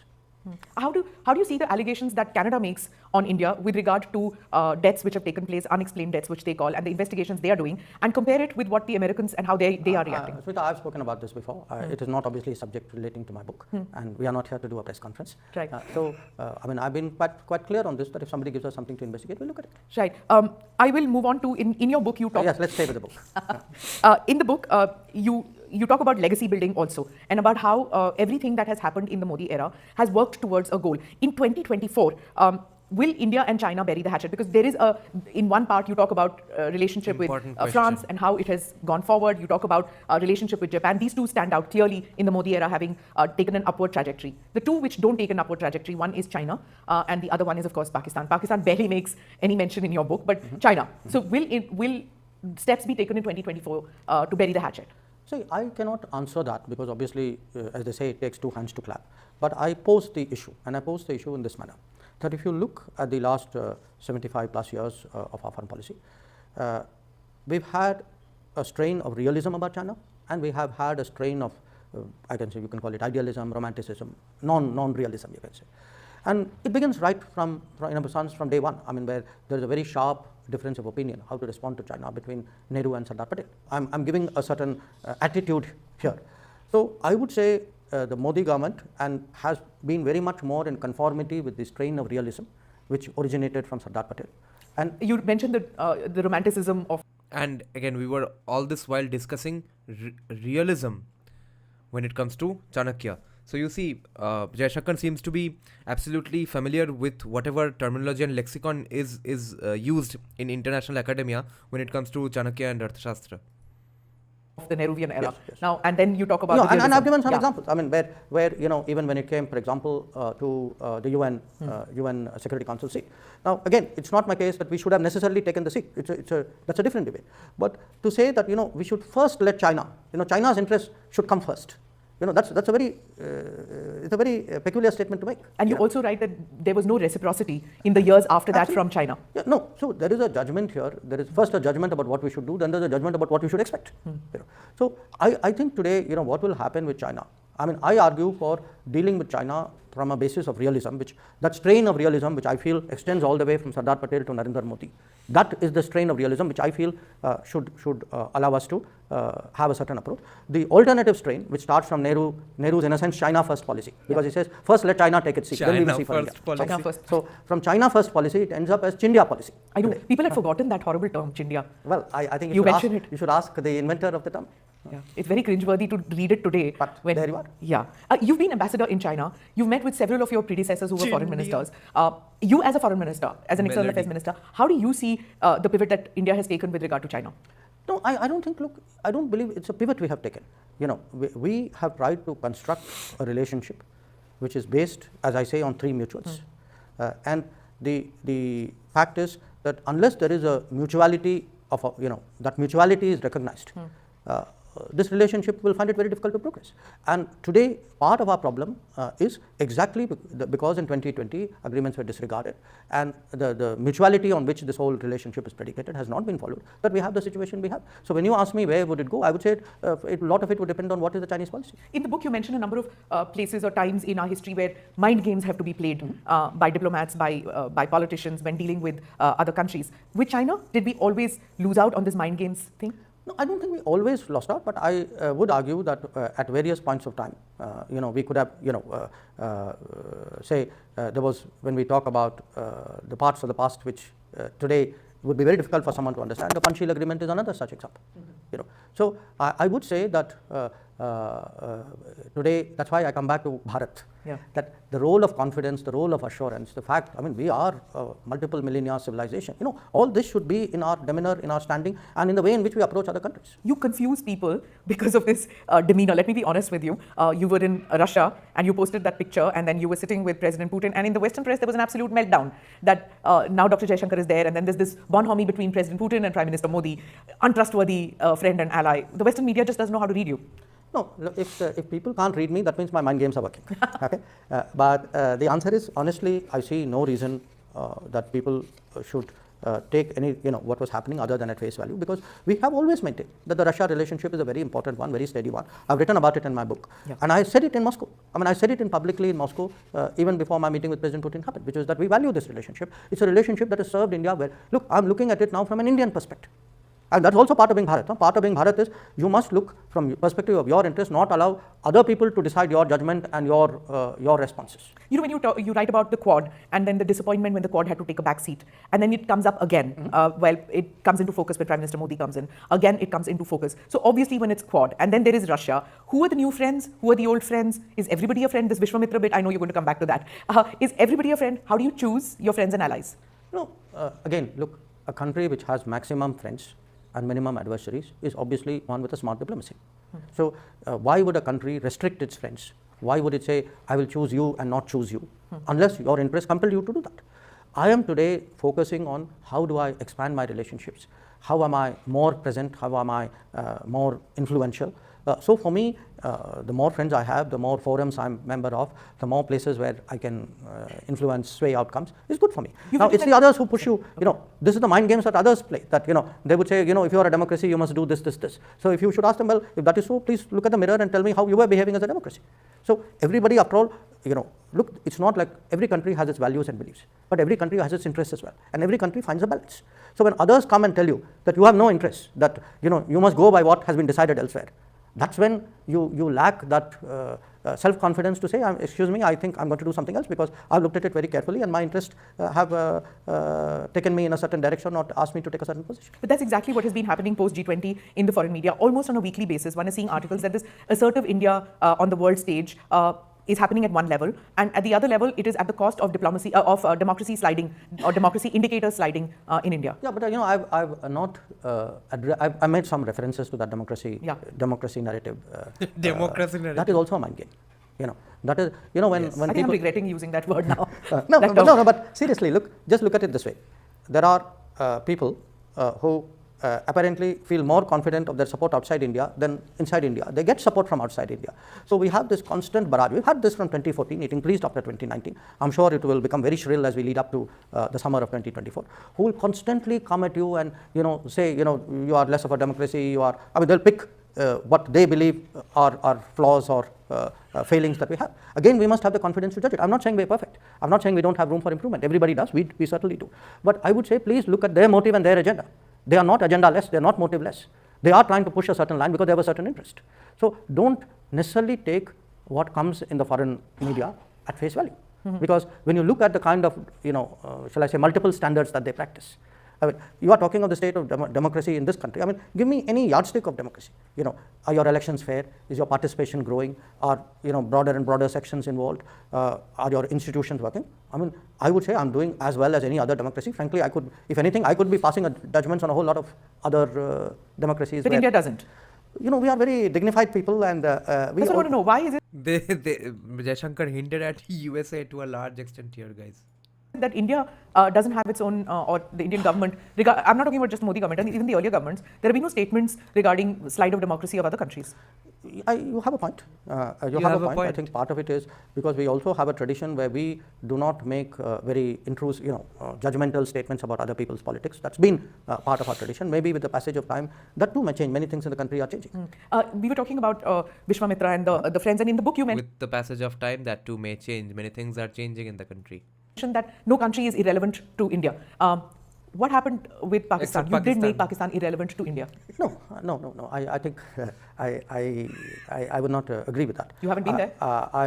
I haven't, sorry? You haven't been to Pakistan, you made it irrelevant. As Foreign Minister? As Foreign Minister. Well, I think that's partly because of how they reacted, after 2019. I think the way you're phrasing it is perhaps a bit too strong and doesn't quite capture what is the situation. What Pakistan was trying to do, not now, but over multiple decades, was really to use cross-border terrorism to bring India to the table. Okay, that in essence was its core policy.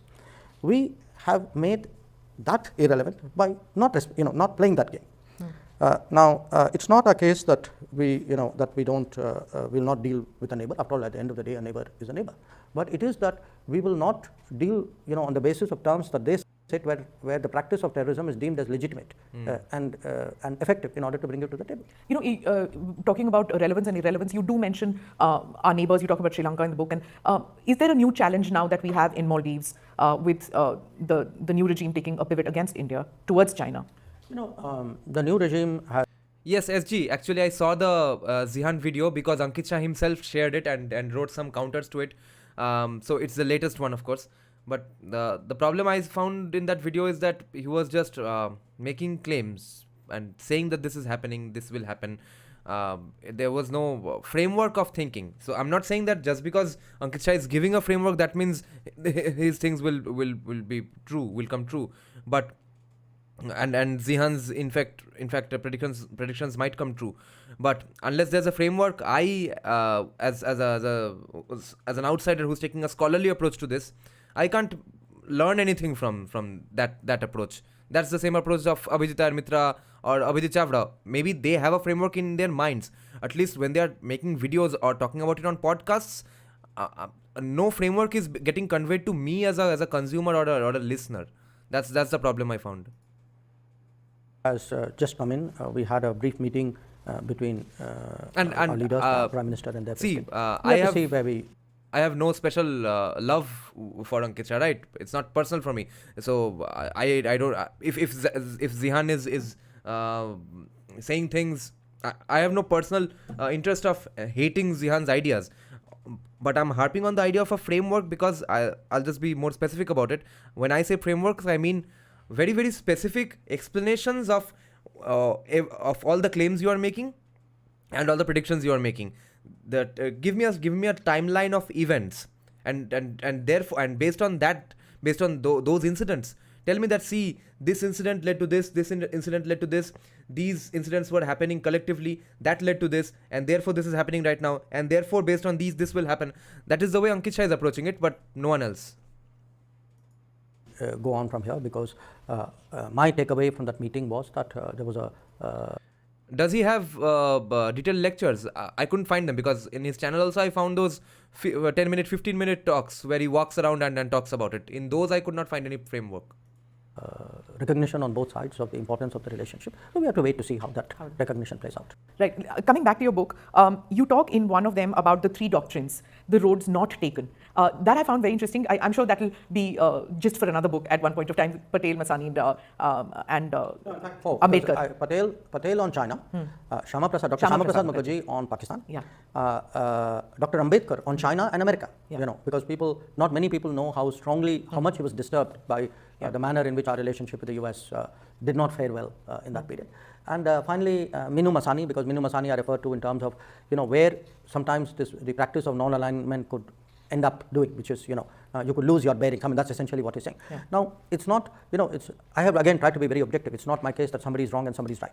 My purpose of writing the chapter was to remind people that look, what you take as as a given, that this was the only course which India could have followed.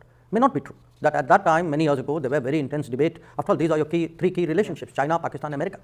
On these three key relationships, there were very major debates, and choices were made.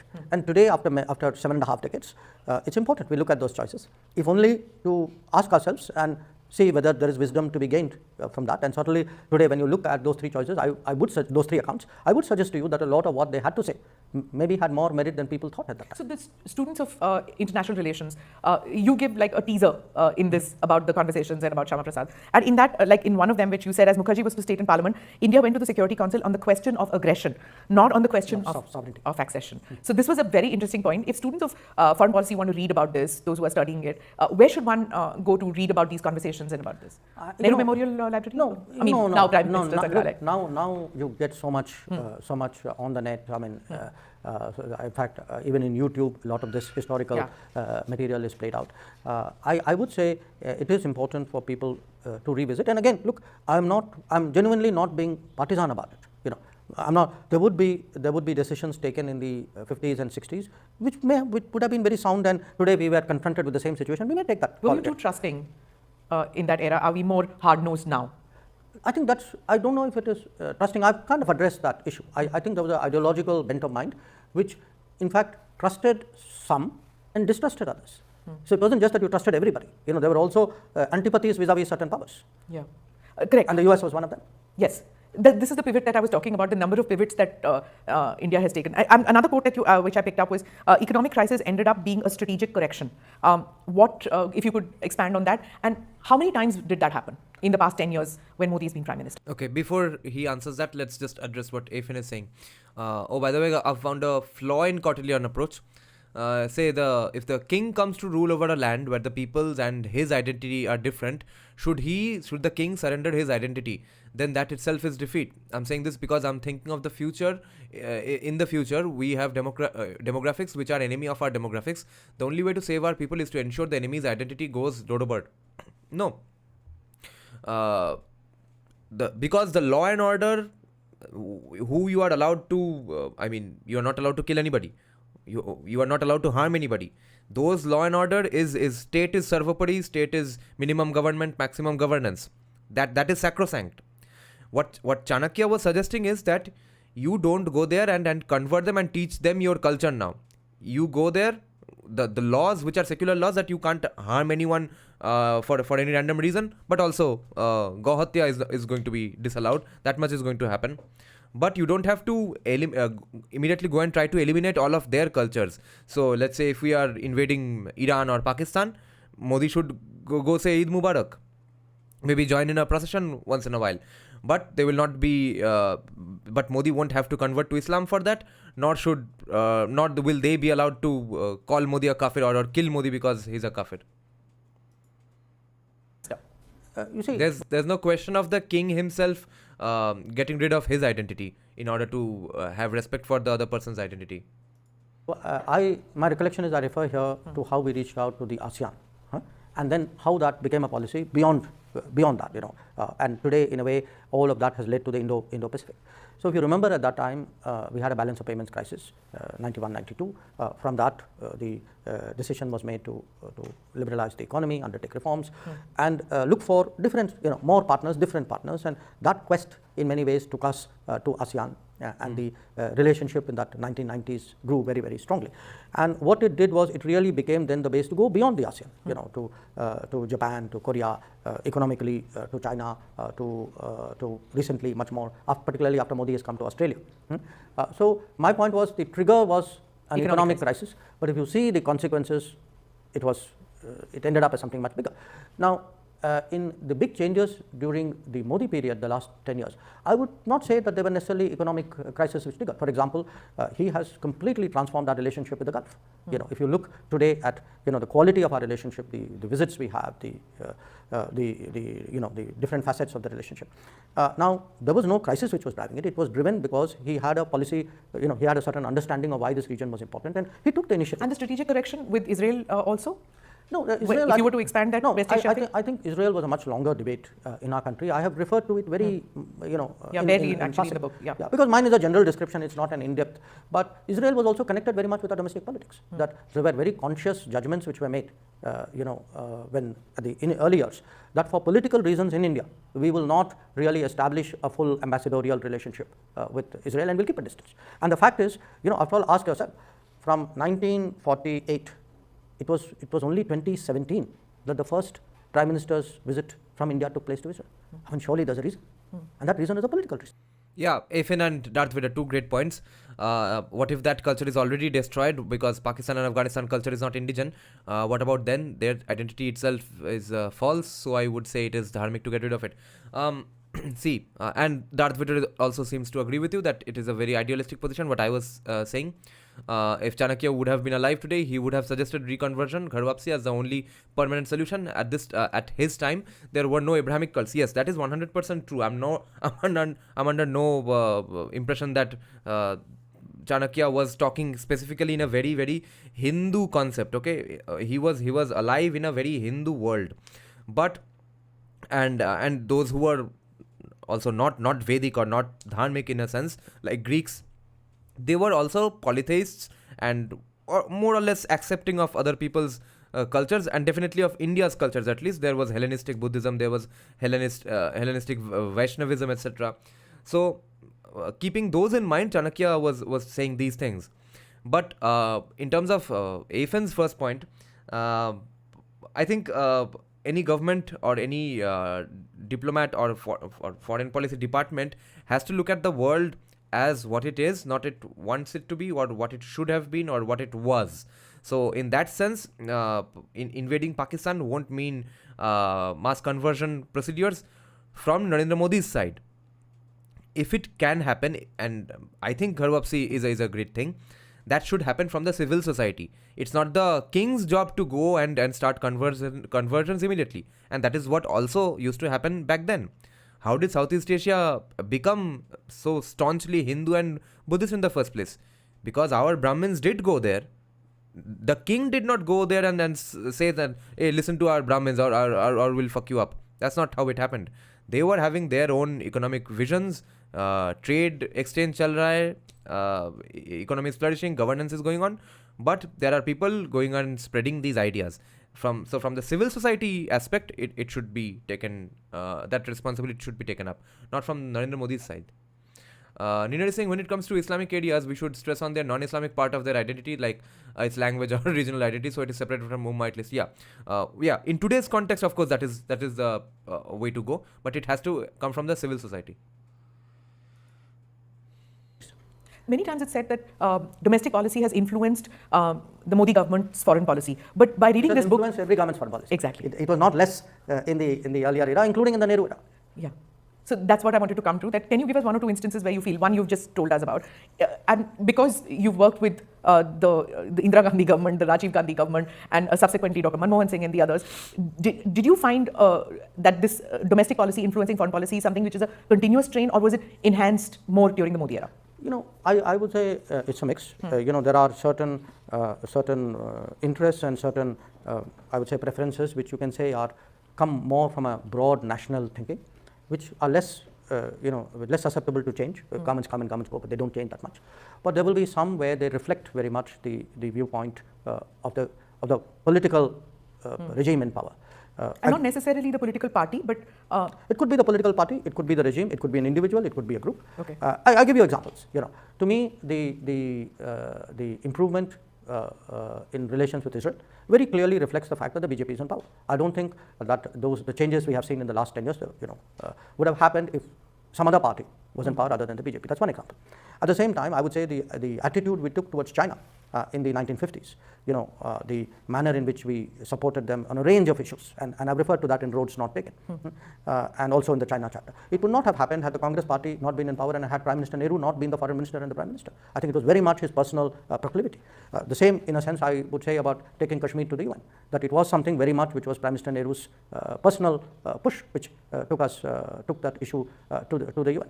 So again, Pakistan policy in the Roads Not Taken, one of the reasons I've used Dr. Shama Prasad Mukherjee as a counterfoil, is that at that time there was someone like him who was cautioning the government, saying, look, you are entering this Nehru-Liaquat pact, where they have no intention of honoring what was happening. It was not something we realized decades later.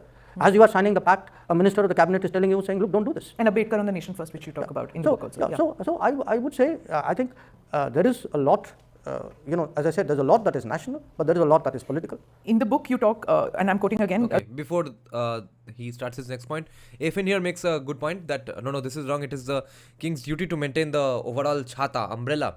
Because otherwise, what is the difference between that and Gandhi's Ishwar Allah Tero Naam? Sometimes you need to call. See, the difference is that, first of all, Gandhi was again civil society, the face of civil society himself. But also, the main difference between Congress of that era, the moderates of that era, Gandhi, and today asking the king so-called to do these things in today's context would be BJP and Modi, right? The difference here is that they in fact were not in favor of those policies.